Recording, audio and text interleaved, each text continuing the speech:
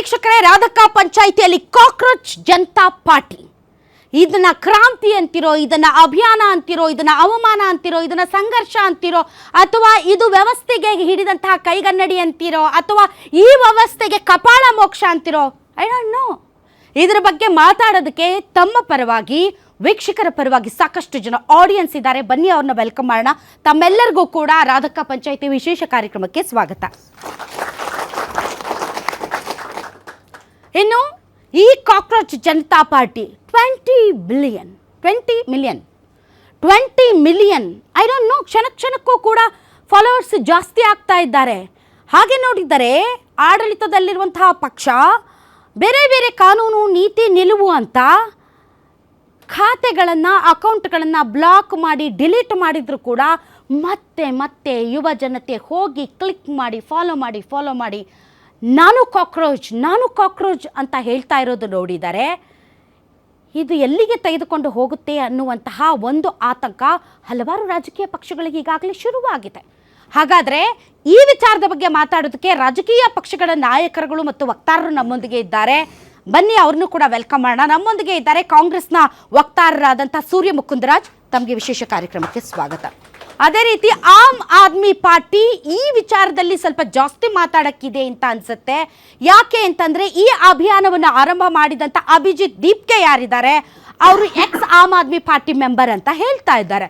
ಹೀಗಾಗಿ ಆಮ್ ಆದ್ಮಿ ಪಾರ್ಟಿಯಿಂದ ಡಾಕ್ಟರ್ ದಿನೇಶ್ ಹೇರೋಹಳ್ಳಿ ನಮ್ಮೊಂದಿಗಿದ್ದಾರೆ. ತಮಗೂ ಕೂಡ ವಿಶೇಷ ಕಾರ್ಯಕ್ರಮಕ್ಕೆ ಸ್ವಾಗತ. ಜೆನ್ಜಿಗಳ ಒಂದು ಧ್ವನಿಯಾಗಿ ಜೆನ್ಜಿಗಳ ಬಗ್ಗೆ ತಮ್ಮ ಮಾತುಗಳನ್ನ ಆಡೋದಕ್ಕೆ ನಮ್ಮೊಂದಿಗೆ ಇದ್ದಾರೆ ಬೆಂಗಳೂರು ನವನಿರ್ಮಾಣ ಪಾರ್ಟಿಯ ರಿಷಿ ರಾಘವನ್. ತಮಗೆ ವಿಶೇಷ ಕಾರ್ಯಕ್ರಮಕ್ಕೆ ಸ್ವಾಗತ. ರಾಜ್ಯದಲ್ಲಿ ಭ್ರಷ್ಟಾಚಾರದ ವಿರುದ್ಧ, ವ್ಯವಸ್ಥೆಯ ವಿರುದ್ಧ ಸತತವಾಗಿ ಹೋರಾಟ ನಡೆಸಿಕೊಂಡು ಬಂದರು. ಒಂದು ರಾಜಕೀಯ ಪಕ್ಷವಾಗಿ ಅಧಿಕಾರವನ್ನ ಹಿಡಿದು ಬದಲಾವಣೆ ಮಾಡೋದಕ್ಕೆ ಶತಪ್ರಯತ್ನ ಮಾಡ್ತಾ ಇರುವಂತಹ KRS ಪಾರ್ಟಿಯಿಂದ ರಘು ಜಾಣಗೇರಿ ನಮ್ಮೊಂದಿಗಿದ್ದಾರೆ. ತಮಗೂ ಕೂಡ ವಿಶೇಷ ಕಾರ್ಯಕ್ರಮಕ್ಕೆ ಸ್ವಾಗತ. ಹಾಗಾದ್ರೆ ಬನ್ನಿ ನಾವು ನಮ್ಮ ಚರ್ಚೆಯನ್ನು ಆರಂಭಿಸೋಣ. ನಾನಂತೂ ತುಂಬ ಉತ್ಸಾಹದ ಚಿಲುಮೆಯಾಗಿದ್ದೇನೆ ಇವತ್ತು. ಯಾಕೆ ಅಂತಂದರೆ, ಯಾವ ವ್ಯವಸ್ಥೆಯ ವಿರುದ್ಧ ಮಾತಾಡ್ತಿರೋ ಆ ವ್ಯವಸ್ಥೆ ನಿಮ್ಮ ಬೆನ್ನುಮೂಳೆ ಮುರಿಯುತ್ತೆ, ನಿಮ್ಮನ್ನು ಒದ್ದು ಒಳಗೆ ಹಾಕುತ್ತೆ, ನಿಮಗೆ ದೇಶದ್ರೋಹಿ ಪಟ್ಟ ಕಟ್ಟುತ್ತೆ, ನಿಮ್ಮನ್ನು ಅರ್ಬನ್ ನಕ್ಸಲ್ಸ್ ಅಂತ ಹೇಳುತ್ತೆ ಮತ್ತು ದೇಶದ್ರೋಹದ ಅಡಿಯಲ್ಲಿ ನಿಮ್ಮನ್ನು ಜೈಲಿಗೆ ಹಾಕುತ್ತೆ. ಸೊ ಇಂತಹ ವ್ಯವಸ್ಥೆಯ ವಿರುದ್ಧ ಮಾತಾಡೋದಕ್ಕೆ ಕಾಕ್ರೋಚ್ ಜನತಾ ಪಾರ್ಟಿ ರೆಡಿ ಆಗಿದೆ ಮತ್ತು ಮಿಲಿಯನ್ ಗಟ್ಟೆ ಫಾಲೋವರ್ಸ್ ಅದರ ಹಿಂದೆ ಇದ್ದಾರೆ. ಕಾಕ್ರೋಚ್ ಮುಖವಾಡ ಹಾಕ್ಕೊಂಡು ಯಮುನಾ ತೀರವನ್ನು ಸ್ವಚ್ಛ ಮಾಡೋದಕ್ಕೆ ಹೋಗಿದ್ದಾರೆ ಕೆಲ ಯುವಕರು. ಅಷ್ಟರ ಮಟ್ಟಿಗೆ ಇದು ಇನ್ಫ್ಲೂಯೆನ್ಸ್ ಮಾಡ್ತಾ ಇದೆ. ಹಾಗಾದರೆ ಇದ್ರ ಬಗ್ಗೆ ರಾಜಕೀಯ ಪಕ್ಷಗಳು ಏನು ಹೇಳ್ತಾರೆ ಅನ್ನೋದು ನನಗೆ ತುಂಬ ಕುತೂಹಲ ಇದೆ. ಸೂರ್ಯ ಮುಕುಂದರಾಜ್ ಅವರೇ, ನೀವು 100 ವರ್ಷದಲ್ಲಿ ಮಾಡದೇ ಇರೋದು 2-3 ದಿನದಲ್ಲಿ ಇವ್ರು ಮಾಡ್ತಾ ಇದ್ದಾರಲ್ಲ ರೀ, ಏನಿದು ಬದಲಾವಣೆ? ನಾನು ಹೇಳೋದು ಮಾಡದೇ ಇರೋದು ಅಂತಂದರೆ ಸೋಷಿಯಲ್ ಮೀಡಿಯಾದಲ್ಲಿ ನಿಮ್ಮ ಫಾಲೋವರ್ಸ್ ಎಷ್ಟು, ಕಾಕ್ರೋಚ್ ಜನತಾ ಪಾರ್ಟಿ ಫಾಲೋವರ್ಸ್ ಎಷ್ಟು ರೀ ಇನ್ಸ್ಟಾಗ್ರಾಮಲ್ಲಿ? ಸೂರ್ಯ ಮುಕುಂದರಾಜ್ ಅವರೇ, ಎಷ್ಟಿದೆ ನಿಮಗೆ ಇನ್ಸ್ಟಾಗ್ರಾಮಲ್ಲಿ ಫಾಲೋವರ್ಸ್? ಇನ್ಸ್ಟಾಗ್ರಾಮ್ ಅಕೌಂಟ್ ಇದೆ ನಿಮ್ಮದು ಕಾಂಗ್ರೆಸ್ ಪಾರ್ಟಿದು? ಎಲ್ಲ ಇದೆ. ಎಷ್ಟಿದೆ? ಇನ್ಸ್ಟಾಗ್ರಾಮ್ ಅಕೌಂಟು ಇದೆ, ಫೇಸ್ಬುಕ್ ಅಕೌಂಟು ಇದೆ. ಎಷ್ಟಿದೆ ಫಾಲೋವರ್ಸ್? ನಮ್ಮದೇ 10 ಮಿಲಿಯನ್ ಏನೋ ಇರಬೇಕು.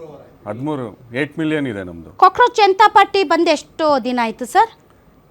ಈ ಕಾಕ್ರೋಚ್ ಜನತಾ ಪಾರ್ಟಿ ಇದೆಯಲ್ಲ, ಅದ್ರ ಫಾಲೋವರ್ಸ್ಗಳು ಕೂಡ ನಮ್ಮ ಪಕ್ಷದ ಫಾಲೋವರ್ಸ್ಗಳು ಎಲ್ಲ, ಆಮೇಲೆ ಮಿಕ್ಸ್ಡ್. ಅದೆಲ್ಲ ನಂಗೆ ಬೇಡ ಸರ್, ಮಿಕ್ಸ್ಡ್ ಅಥವಾ ಸಿಂಗಲ್ ಐ ಡೋಂಟ್ ನೋ. ನಿಮ್ಮ ಫಾಲೋವರ್ಸು ಮತ್ತು ಅವ್ರ ಫಾಲೋವರ್ಸ್ಗೂ ಕಂಪೇರ್ ಮಾಡಿದ್ರೆ ಇವ್ರದ್ದು ಒಂದು ವಾರದ್ದು ಇರಬೇಕು.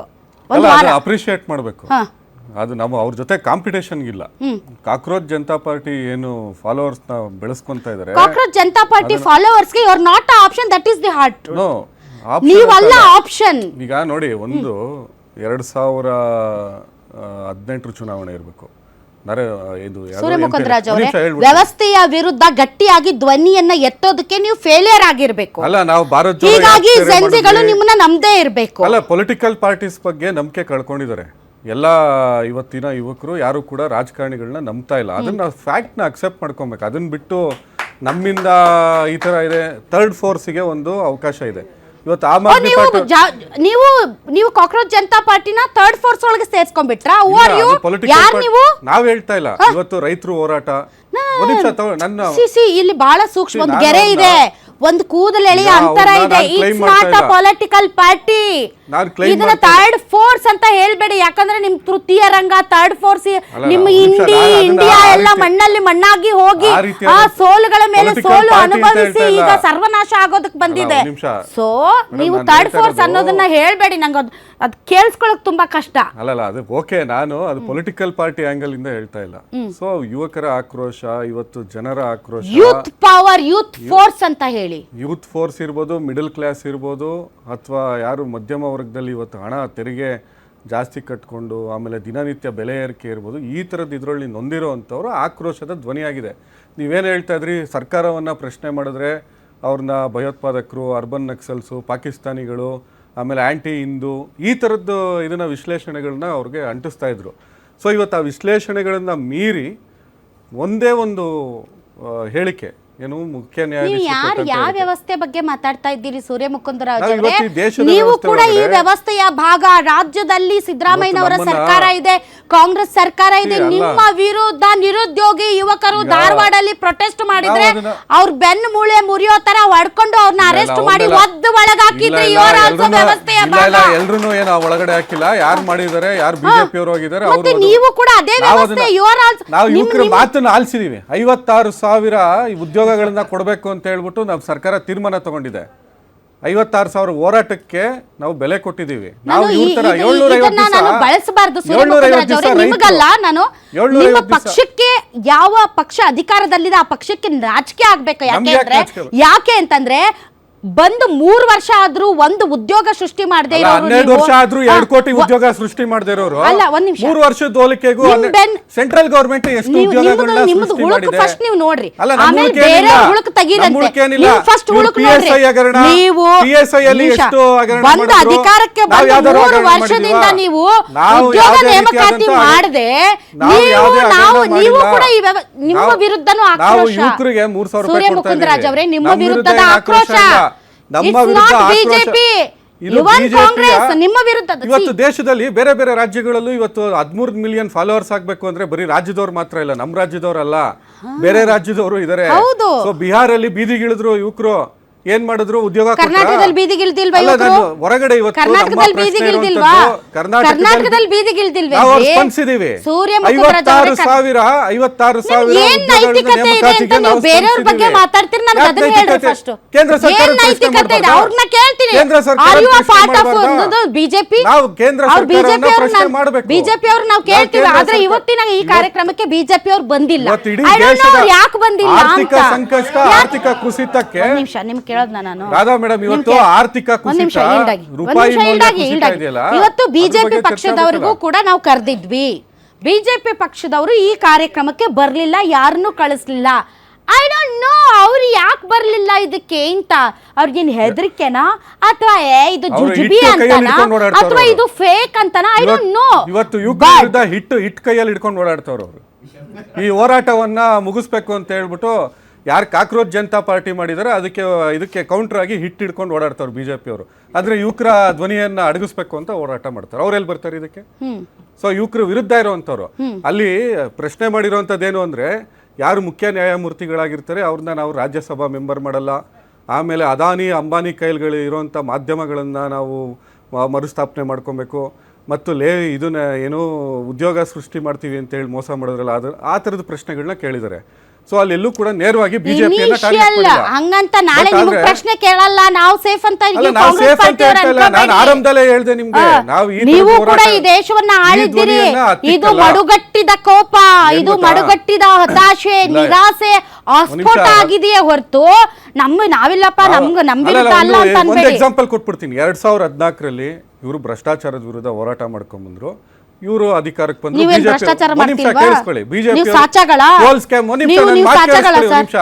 ಕೋಲ್ ಸ್ಕ್ಯಾಮ್ ಆಯ್ತು, ಅದಾಯ್ತು, ರಾಜ ಕನಿಮೋಳಿ ಹಂಗ್ ಮಾಡಿದ್ರು ಹಿಂಗ್ ಮಾಡಿದ್ರು ಅಂತೆಲ್ಲ ಹೋರಾಟ ಮಾಡ್ಕೊಂಡ್ ಬಂದ್ರು. ಆಮೇಲೆ ಇವರು ಅಧಿಕಾರಕ್ಕೆ ಬಂದ್ರು. ಅಲ್ಲಿ ಡೈಲಿನಲ್ಲಿ ನರೇಂದ್ರ ಮೋದಿ ಅವರು ಅಧಿಕಾರಕ್ಕೆ ಬಂದ್ರು. ಆಮೇಲೆ ಏನಾದ್ರು ಪ್ರಶ್ನೆ ಮಾಡಿದ್ರೆ, ನೀವು 70 ವರ್ಷ ಮಾಡಿರೋದನ್ನ ನಾವು ಕ್ಲೀನ್ ಮಾಡಕ್ಕೆ 2 ವರ್ಷ ಸಾಕಾಗತ್ತಾ ಅಂದ್ರು. ಸರಿ, 12 ವರ್ಷ ಆಗೋಯ್ತಪ್ಪ. 70 ವರ್ಷ ನಾವ್ ಏನ್ ಮಾಡಿದೀವಿ? ಒಂದು ಏಮ್ಸ್ ಮಾಡಿದ್ರ, ಒಂದು ಇದನ್ನ ಕಟ್ಟಿದ್ರ, ಗಂಗೆ ಶುದ್ಧೀಕರಣ ಪಕೋಡ ಮಾರಿ ಅಂತ ಹೇಳಿದ್ರು ನರೇಂದ್ರ ಮೋದಿ ಅವರು.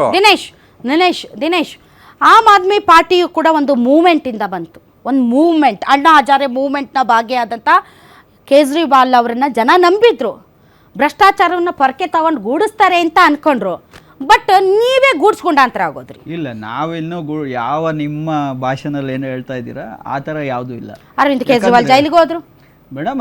ಅದ್ರ ವಿರುದ್ಧನೇ ಇವತ್ತು ಏನು ಕಾಕ್ರೋಚ್ ಜನತಾ ಪಾರ್ಟಿ ಮಾತಾಡ್ತಾ ಇರೋದು. ಬಿಜೆಪಿ ಅವ್ರು ಹೇಳ್ತಿರೋದು ಈಗ ನಿಮ್ಮ ನಮ್ಮ ಸ್ಪಾನ್ಸರ್ಡ್ ಅಂತ. ಏನು ಅಭಿಜಿತ್ ದೀಪ್ಕೆ ಇದ್ದಾರೆ, ಅವರು ನೆನ್ನೆ ಇಂಟರ್ವ್ಯೂ ಇತ್ತು, ಒಂದು ಖಾಸಗಿ ಮಾಧ್ಯಮದಲ್ಲಿ ಇಂಟರ್ವ್ಯೂ ಇತ್ತು. ಅದರಲ್ಲಿ ಕರೆಕ್ಟಾಗಿ ಹೇಳಿದ್ದಾರೆ, ಇವತ್ತು ಜಂಜಿ ಪರ ಯಾರು ಮಾತಾಡ್ತಾ ಇದ್ದಾರೆ ಈ ದೇಶದಲ್ಲಿ ಅವರ ಪರ ನಾವು ನಿಲ್ತೀವಿ ಅಂತಲೂ ಹೇಳಿದ್ದಾರೆ. ಅದರ ಮೀನಿಂಗ್ ಏನು? ಇವತ್ತು ಜಂಜಿ ಪರ ಮಾತಾಡಿದವ್ರು ಯಾರು? ಅರವಿಂದ್ ಕೇಜ್ರಿವಾಲ್ ಅವರು. ನೀಟ್ ಸ್ಕ್ಯಾಮ್ ಆದ ದಿವಸನೇ ಹೇಳಿದ್ರು, ಹೊರಗಡೆ ಬನ್ನಿ, ಆಚೆ ಬನ್ನಿ, ಇದ್ರ ವಿರುದ್ಧ ಹೋರಾಡಿ. 5 ಬಾರಿ ನೀಟ್ ಸ್ಕ್ಯಾಮ್ ಆದ್ರೂ ಕೂಡ ಒಬ್ಬ ಮಂತ್ರಿ ರಾಜೀನಾಮೆ ಕೊಡಲ್ಲ ಅಂದ್ರೆ ಸಿಸ್ಟಮ್ ಸತ್ತೋಗಿದೆ. ಇದ್ರ ಬಗ್ಗೆ ಮಾತಾಡಿದ್ರು. ಮತ್ತೆ ಇನ್ನೊಂದು ಹೇಳ್ತೀನಿ, ದಿನೇಶ್ ಅವರೇ, ಸಿಸ್ಟಮ್ ನ ಬದಲಾಯಿಸ್ತೀವಿ ಅಂತ ಒಂದು ಮೂವ್ಮೆಂಟ್ ಮೂಲಕ ಬಂದ್ರಲ್ಲ, ಎಲ್ಲಿ ಹೋದ್ರಿ? ಅದನ್ನೇ ಹೇಳ್ತಾ ಇರೋದು ಮೇಡಮ್. ಇವತ್ತು ನ್ಯಾಯಾಂಗವನ್ನ ದುರುಪಯೋಗ ಪಡಿಸ್ಕೊತಾ ಇದಾರೆ ಅಂತಾನೆ ಹೇಳಿದ್ರು. ಇವತ್ತು ಏನು ಅಭಿಜಿತ್ ದೀಪ್ಕೆ ಅವರು ಇದ್ದಾರೆ, ಅದನ್ನ ಹೇಳಿದ್ರು. ಅದನ್ನ ಹೇಳ್ತಾ ಇರೋದು,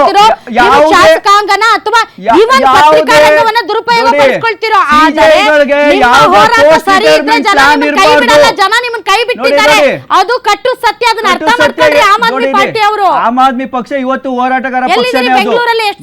ಬೆಂಗಳೂರಲ್ಲಿ ಎಷ್ಟು ಸೀಟ್ ಗೆದ್ರಿ ವಿಧಾನಸಭೆಯಲ್ಲಿ? ಈಗ ಡೆಲ್ಲಿಯಲ್ಲಿ ಎಲ್ಲ ಹೋದ್ರಿ? ಡೆಲ್ಲಿಯಿಂದ ಆರಂಭ ಆಯ್ತಲ್ಲ, ನೀವು ಎಲ್ಲಿದ್ದೀರಿ? ಜನ ಯಾಕೆ ನಿಮ್ಮನ್ನ ನಂಬಲಿಲ್ಲ? ಜನ ನಂಬ್ತಾ ಇದಾರೆ ಮೇಡಮ್. ಎಲ್ಲಿ ಯಾಕೆ ಓಟ್ ಹಾಕಿಲ್ಲ ನಿಮ್ಗೆ? ಇಡಿ, ಸಿಬಿಐ, ಐಟಿ ಮತ್ತೆ ಇವುಗಳನ್ನ ಬಳಸ್ಕೊಂಡು ನಮ್ಮನ್ನ ತುಳಿತಾ ಇದ್ದಾರೆ. ನಮ್ಮನ್ನ ತುಳಿತಾ ಇದ್ದಾರೆ, ಏಜೆನ್ಸಿಗಳನ್ನ ಬಳಸ್ಕೊಂಡು ತುಳಿತಾ ಇದ್ದಾರೆ. ಇವತ್ತು ಏನು ನನ್ನ ಪಾಯಿಂಟ್ ನಿಮ್ಗೆ ಅರ್ಥ ಆಗ್ತಾ ಇಲ್ಲ. ನನ್ನ ಪಾಯಿಂಟು, ಆಳುವ ಸರ್ಕಾರಗಳು ಇಂತಹ ಪ್ರಾದೇಶಿಕ ಪಕ್ಷಗಳ ಧ್ವನಿಯನ್ನು ಅಡಗಿಸ್ತಾ ಇದ್ದಾವೆ, ಹೌದಾ? ಇಟಿ, ಐಡಿ, CBI ಅಂತ ದಾಳಿಗಳ ಮೇಲೆ ದಾಳಿಗಳನ್ನು ಮಾಡಿ ಅವರನ್ನು ಜೈಲಲ್ಲಿಡುವ ಪ್ರಯತ್ನ ಮಾಡ್ತಾ ಇದ್ದಾರೆ, ಹೌದಾ? ಅದು ರಾಜಕೀಯವಾದಂಥ ವೈಷಮ್ಯ, ಹೌದಾ?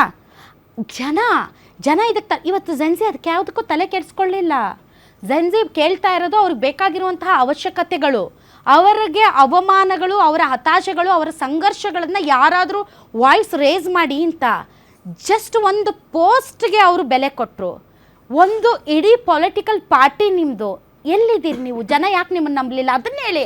ನಾನು ರಾಜಕೀಯ ಕೇಳ್ತಿಲ್ಲ, ಜನ ಯಾಕೆ ನಿಮ್ಮ ಮೂವ್ಮೆಂಟ್ನನ್ನು ನಂಬಲಿಲ್ಲ? ಭಾಳ ವರ್ಷ ಯಾತಕ್ಕೆ ನಂಬಲಿಲ್ಲ ಅಂದ್ರೆ, ಇವರು ಕಪ್ಪು ಮಸಿ ಬೆಳೆದ್ರು, ಇಡಿ, CBI ಬಳಸ್ಕೊಂಡು. ಇವತ್ತು ಸತ್ಯೇಂದ್ರ ಜೈನ 2.5 ವರ್ಷ ಜೈಲಲ್ಲಿ ಇಟ್ಟರು.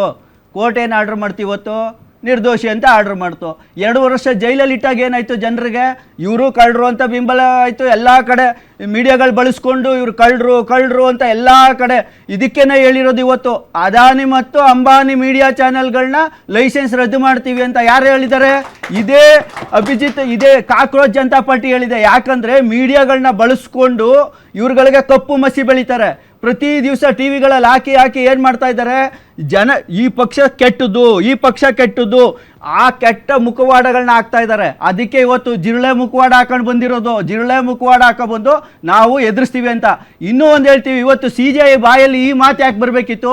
ಹಂಗಾರೆ ನೀವು ದೊಡ್ಡ ಜಿರಳೆನೇ ಆಗಿರ್ಬೇಕಪ್ಪ. ಯಾಕಂದ್ರೆ ನೀವು ಮೀಡಿಯಾದಲ್ಲಿ ಇದ್ದೀರಾ, ನೀವು ಸರ್ಕಾರ ಕ್ವಶನ್ ಮಾಡ್ತೀರಾ, ನೀವು ಜಿಲ್ಲೆ. ಇದನ್ನ ನಾನು ಹೇಳೋದು, ಇವತ್ತು ನೀವು ಜಿಲ್ಲೆನ, ನೀವು ಕಾಕ್ರೋಚ್ ಅಲ್ಲಕ್ಕಕ್ಕೆ ಹೋದ್ರೆ ಹೌದು, ಪ್ರತಿಯೊಬ್ಬರು ವ್ಯವಸ್ಥೆ ವಿರುದ್ಧ ಮಾತಾಡೋರೆಲ್ಲ ಜಿಲ್ಲೆಗಳಾಗ್ತಾ ವ್ಯವಸ್ಥೆಯ ವಿರುದ್ಧ ಮಾತಾಡಿದ್ರೆ ನೀವು ನನ್ನನ್ನ ಜಿರಳೆ, ಕಾಕ್ರೋಚ್ ಅಂತ ಕರೆಯೋದಾದ್ರೆ ನಾನು ರೆಡಿ ಇದ್ದೀನಿ ಜಿರಳೆ ಆಗಕ್ಕೆ, ಕಾಕ್ರೋಚ್ ಆಗೋದಕ್ಕೆ. ನನಗೆ ಬೇಕಾಗಿರೋದು ಈ ವ್ಯವಸ್ಥೆ ಬದಲಾಗಬೇಕು. ನಾವೇನು ಯಾವುದೇ ಒಂದು ಪಕ್ಷದ ಹಿಡಿತದಲ್ಲಿಲ್ಲ, ಲೆಫ್ಟು ಅಲ್ಲ, ರೈಟು ಅಲ್ಲ. ಯಾರು ತಪ್ಪು ಮಾಡ್ತಾರೋ ಅವ್ರನ್ನ ಟೈಟ್ ಮಾಡೋದೇ ನಮ್ಮ ಕೆಲಸ. ಹೌದು. ಎಸ್ ರಿಷಿ, ಈಗ ಏನಿದು ಬೆಂಗಳೂರು ನವನಿರ್ಮಾಣ ಪಕ್ಷ? ಬೆಂಗಳೂರು ನವನಿರ್ಮಾಣ ಪಕ್ಷ ಅಂತ ನಾವು ನಗರಕ್ಕಾಗಿ ಮಾತ್ರ ಮಾಡಿರೋದು. ನಾವು ಒಂದು ರಾಜಕೀಯ ಪಕ್ಷ. ನಾವು ಏನೇ ರಿಜಿಸ್ಟರ್ಡ್ ಪೊಲಿಟಿಕಲ್ ಪಾರ್ಟಿ. ಏನೇ ಆದ್ರೂ ನಾವು ಬೆಂಗಳೂರಿನ ಸಿವಿಕ್ ಇಶ್ಯೂಸ್ ಮೇಲೆ ಮಾತ್ರ ಕೆಲಸ ಮಾಡೋದು. ನಮ್ಮ ಚಾರ್ಟರಲ್ಲೇ ನಾವು ಬರ್ದು ಕೊಟ್ಟಿದ್ದೀವಿ, ನಾವು ರಾಜ್ಯದ ಕೇಂದ್ರದ ವಿಷಯಗಳ ಬಗ್ಗೆ ಹೆಚ್ಚಾಗಿ ನಾವು ಭಾಗವಹಿಸಲ್ಲ. ಆದರೆ ಬೆಂಗಳೂರಿನ ಸಮಸ್ಯೆಗಳ ಬಗ್ಗೆ 20-30 ವರ್ಷ ಕೆಲಸ ಮಾಡಿದವರು ಕೂಡ ಸೇರಿದ್ದಾರೆ. ಈಗ ಹೊಸದಾಗಿ ಯಂಗ್ಸ್ಟರ್ಸ್ ಎಲ್ಲ ಕೆಲಸದಲ್ಲಿರೋರು ಕೂಡ ಸೇರಿದ್ದಾರೆ. ಅನುದಾನಗಳು ಬರಬೇಕು. ಅನುದಾನಗಳು ಎಲ್ಲಿಂದ ಬರ್ತವೆ ಬೆಂಗಳೂರಿಗೆ? ಬೆಂಗಳೂರಲ್ಲಿ ಕಾರ್ಪೊರೇಷನ್ಗೆ ಬಜೆಟ್ ಕಮ್ಮಿ ಅಂತ ಇಲ್ಲ. ಕಾರ್ಪೊರೇಷನ್ ಅಲ್ಲಿ ಯಾರು ಕೊಡಬೇಕು ಬೆಂಗಳೂರು ಬಜೆಟ್? ಬೆಂಗಳೂರು ಕಾರ್ಪೊರೇಷನ್ಗೆ 50% ಆಲ್ಮೋಸ್ಟ್ ಅವ್ರ ಕಾರ್ಪೊರೇಷನ್ ಪ್ರಾಪರ್ಟಿ ಟ್ಯಾಕ್ಸ್ ತೆರಿಗೆಯಿಂದಾನೇ ಬರುತ್ತೆ. ಕಮ್ಮಿ ಅಲ್ಲ, ಹಣ ಪ್ರತಿ ವರ್ಷ GBA 20,000 ಕೋಟಿ ಖರ್ಚು ಮಾಡುತ್ತೆ. ನಾಳೆ ಸಾಲ ಮಾಡ್ಕೋತು ರಾಜ್ಯದ ಆಳ್ತಾ ಇರುವಂತಹ ಪಕ್ಷ ಅದು ಟೌನ್ ಅಲ್ಲೋ ಯಾವ್ದನ್ನ ಅಡುಬಿಟ್ಬಿಡುತ್ತೆ ಅಂತ ಇಟ್ಕೊಳ್ಳಿ. ಸೊ ನೀವು ಯಾರನ್ನ ಕೇಳ್ತೀರಿ? ಈಗ ಒಂದು ಕಾರ್ಪೊರೇಷನ್ ಲೆವೆಲ್ ಕೆಲಸ ಮಾಡ್ತಾರೆ. ಚೈನ್ ಇದ್ದ ಹಾಗೆ ರಿಷಿ, ನೀವು ರಾಜ್ಯ ಸರ್ಕಾರ, ಕೇಂದ್ರ ಸರ್ಕಾರ ಆ್ಯಂಡ್ GBA ಅಫ್ಕೋರ್ಸ್, ಈಗ ಇವೆಲ್ಲವೂ ಕೂಡ ಒಂದಕ್ಕೊಂದು ಇಂಟರ್ಲಿಂಕ್ಡ್. ನಾನು ಬರೀ ಬೆಂಗಳೂರು ಅಷ್ಟೇ ಕಾನ್ಸಂಟ್ರೇಟ್ ಮಾಡ್ತೀನಿ, ಬೆಂಗಳೂರು ಅಷ್ಟೇ ನೋಡ್ತೀನಿ ಅಂದ್ರೆ ಆಗಲ್ಲ. ನೀವು ಒಂದು ನೋಡಿ, ಈಗ ಎಷ್ಟೊಂದು ಉದಾಹರಣೆ ಇದೆ. ಒಡಿಶಾ ಅಲ್ಲಿ ನೋಡಿ, ಡೆಲ್ಲಿಯಲ್ಲಿ ನೋಡಿ, ಬೇರೆ ಬೇರೆ ಪಕ್ಷಗಳು ಏನು ಹೇಳ್ತಾರೆ, ನಾವು ಈ ಮಟ್ಟದಲ್ಲಿ ನಾವು ಈ ತರ ಬದಲಾವಣೆ ತರ್ತೀವಿ ಅಂತ. ಒಡಿಶಾಲ್ ಒಂದೇ ದಿನ ವೋಟಿಂಗ್ ಇದ್ರೂ ಜನ ಹೋಗ್ಬಿಟ್ಟು ಸೆಂಟ್ರಲ್ ಎಲೆಕ್ಷನ್ ಬೇರೆ ಪಾರ್ಟಿ ಇದೀನಿ ರಿಷಿ ಅಂದ್ರೆ, ನೀವು ಹೇಳಿದ್ರೆ ನಾವು ರಾಜ್ಯನ ಪ್ರಶ್ನೆ ಮಾಡಲ್ಲ, ನಾವು ಕೇಂದ್ರನ ಪ್ರಶ್ನೆ ಮಾಡಲ್ಲ ಅಂದ್ರಲ್ಲ, ಅದಕ್ಕೆ ನಾ ಕೇಳ್ತಾ ಇದ್ದೀನಿ. ನೀವು ಬೆಂಗಳೂರಿಗೋಸ್ಕರ ಎಲ್ಲರನ್ನೂ ಪ್ರಶ್ನೆ ಮಾಡಬೇಕು. ಬೆಂಗಳೂರಿನ ಯುವಕರಿಗೆ, ನಾಗರಿಕರಿಗೆ ಏನೇನ್ ಬೇಕೋ ಅದೆಲ್ಲಾನು ಒಂದು ಪ್ರಶ್ನೆ ಮಾಡ್ತೀವಿ. ಈಗ ಚುನಾವಣೆ ಬಂದಾಗ ನಾವು ಬೆಂಗಳೂರಲ್ಲಿ ಫಸ್ಟ್ ಇದನ್ನ ಮಾಡ್ಬಿಟ್ಟು ತೋರಿಸ್ಬೇಕು ಅಂತ. ಈಗ ಒಂದು ಕಾಕ್ರೋಚ್ ಜನತಾ ಪಾರ್ಟಿ ಅಂತ ಬಂದಿರೋದು ಯಾಕೆ? ಜನಕ್ಕೆ ಕಾಕ್ರೋಚ್ ಹೆಸರು ಇಷ್ಟ ಆಯ್ತು ಅಂತ ಅಲ್ಲ. ನಾ ಇವತ್ತು ಬೆಂಗಳೂರಿನ ಯುವಕರ ಪರವಾಗಿ ಹೇಳ್ತೀನಿ, ಭಾರತದ ಜೆನ್ಜಿ ಪರವಾಗಿ ಹೇಳ್ತೀನಿ. ಈಗಿರೋ ಎಲ್ಲ ಪಕ್ಷಗಳೂ ನಮಗೆ ಬೇಕಾಗಿರೋ ವಿಷಯಗಳ ಬಗ್ಗೆ ಕೆಲಸ ಮಾಡ್ತಾ ಇಲ್ಲ, ಮಾತಾಡ್ತಾ ಇಲ್ಲ ಅಂತ. ನಮ್ಮ ಧ್ವನಿ ಕೇಳಕ್ಕೆ ಒಂದು ಹೊಸ ಆಪ್ಷನ್ ಬಂದಿದೆ ಅಂತ ಅವರು ಸಿಜೆಪಿ ಕಾಕ್ರೋಚ್ ಅಂತ ಹೇಳ್ತಾ ಇರೋದು. ಆ ಹೆಸರು ಅಷ್ಟು ಚೆನ್ನಾಗಿದೆ ಅಂತ ಏನಿಲ್ಲ. ಬೇರೆ ಎಲ್ಲ ಪಕ್ಷಗಳಾಗಲಿ, ದೊಡ್ಡ ಕಾಂಗ್ರೆಸ್ BJP ಅವರಾಗಲಿ, ಈಗ ಆಮ್ ಆದ್ಮಿ ಆಗಲಿ, ಯಾವ್ದು ಪಕ್ಷಗಳಾದ್ರೂ ಆಗಲಿ, ಏನಾದರೂ ನೀವು ಜನರ ಧ್ವನಿ, ಯುವಕರ ಧ್ವನಿ ನಿಜವಾಗ್ಲೂ ಕೇಳಿ ಅವ್ರಿಗೆ ಏನೇನು ಬೇಕೋ ಕೆಲಸ ಮಾಡಿದರೆ ಆಗ್ತಾ ಇರಲಿಲ್ಲ, ಈ ಥರ ಒಂದು ಪಕ್ಷ ಬರ್ತಾ ಇರಲಿಲ್ಲ. ಅದಕ್ಕೆ ನಾವು ಹೇಳೋದು, ಬೇರೆ ಡ್ರಾಮಾ ಮಾಡೋದು, ಪಾಲಿಟಿಕ್ಸ್ ಮಾಡೋದು, ಬೇರೆ ಅವ್ರು ಹೇಳಿದ್ರು ಇದೇ ಅವ್ರು ಹೇಳಿದ್ರು ಅಂತ ಮಾಡೋದು ಯುವಕರಿಗೆ ಗೊತ್ತಾಗ್ಬಿಟ್ಟಿದೆ. ಅವರು ಸೋಷಿಯಲ್ ಮೀಡಿಯಲ್ಲಿ ಎಲ್ಲ ನೋಡ್ಬಿಟ್ಟಿದ್ದಾರೆ. ಅದೇ ದಿನ ಅವ್ರು ಹಿಂಗೆ ಹೇಳಿದ್ರು ಅಂತ ಹೇಳ್ತಾರೆ, ಇವ್ರು ನಮ್ಮ ಮೇಲೆ ಹಿಂಗೆ ಹೇಳಿದ್ರು ಅಂತ ಹೇಳ್ತಾರೆ. ಈಗ ಯುವಕರಿಗೆ ಬೇಕಿರೋದು ಆನ್ ಗ್ರೌಂಡ್ ಕೆಲಸ ಯಾರು ಮಾಡ್ತಾರೆ ಅನ್ನೋ ಒಂದು ಪಕ್ಷ. ಬಟ್ ಇದು ಆನ್ ಗ್ರೌಂಡ್ ಕೆಲಸ ಮಾಡೋ ಪಕ್ಷ ಅಲ್ವಲ್ಲ. I mean it's not a political party. ಯಾವುದು? The cockroach party.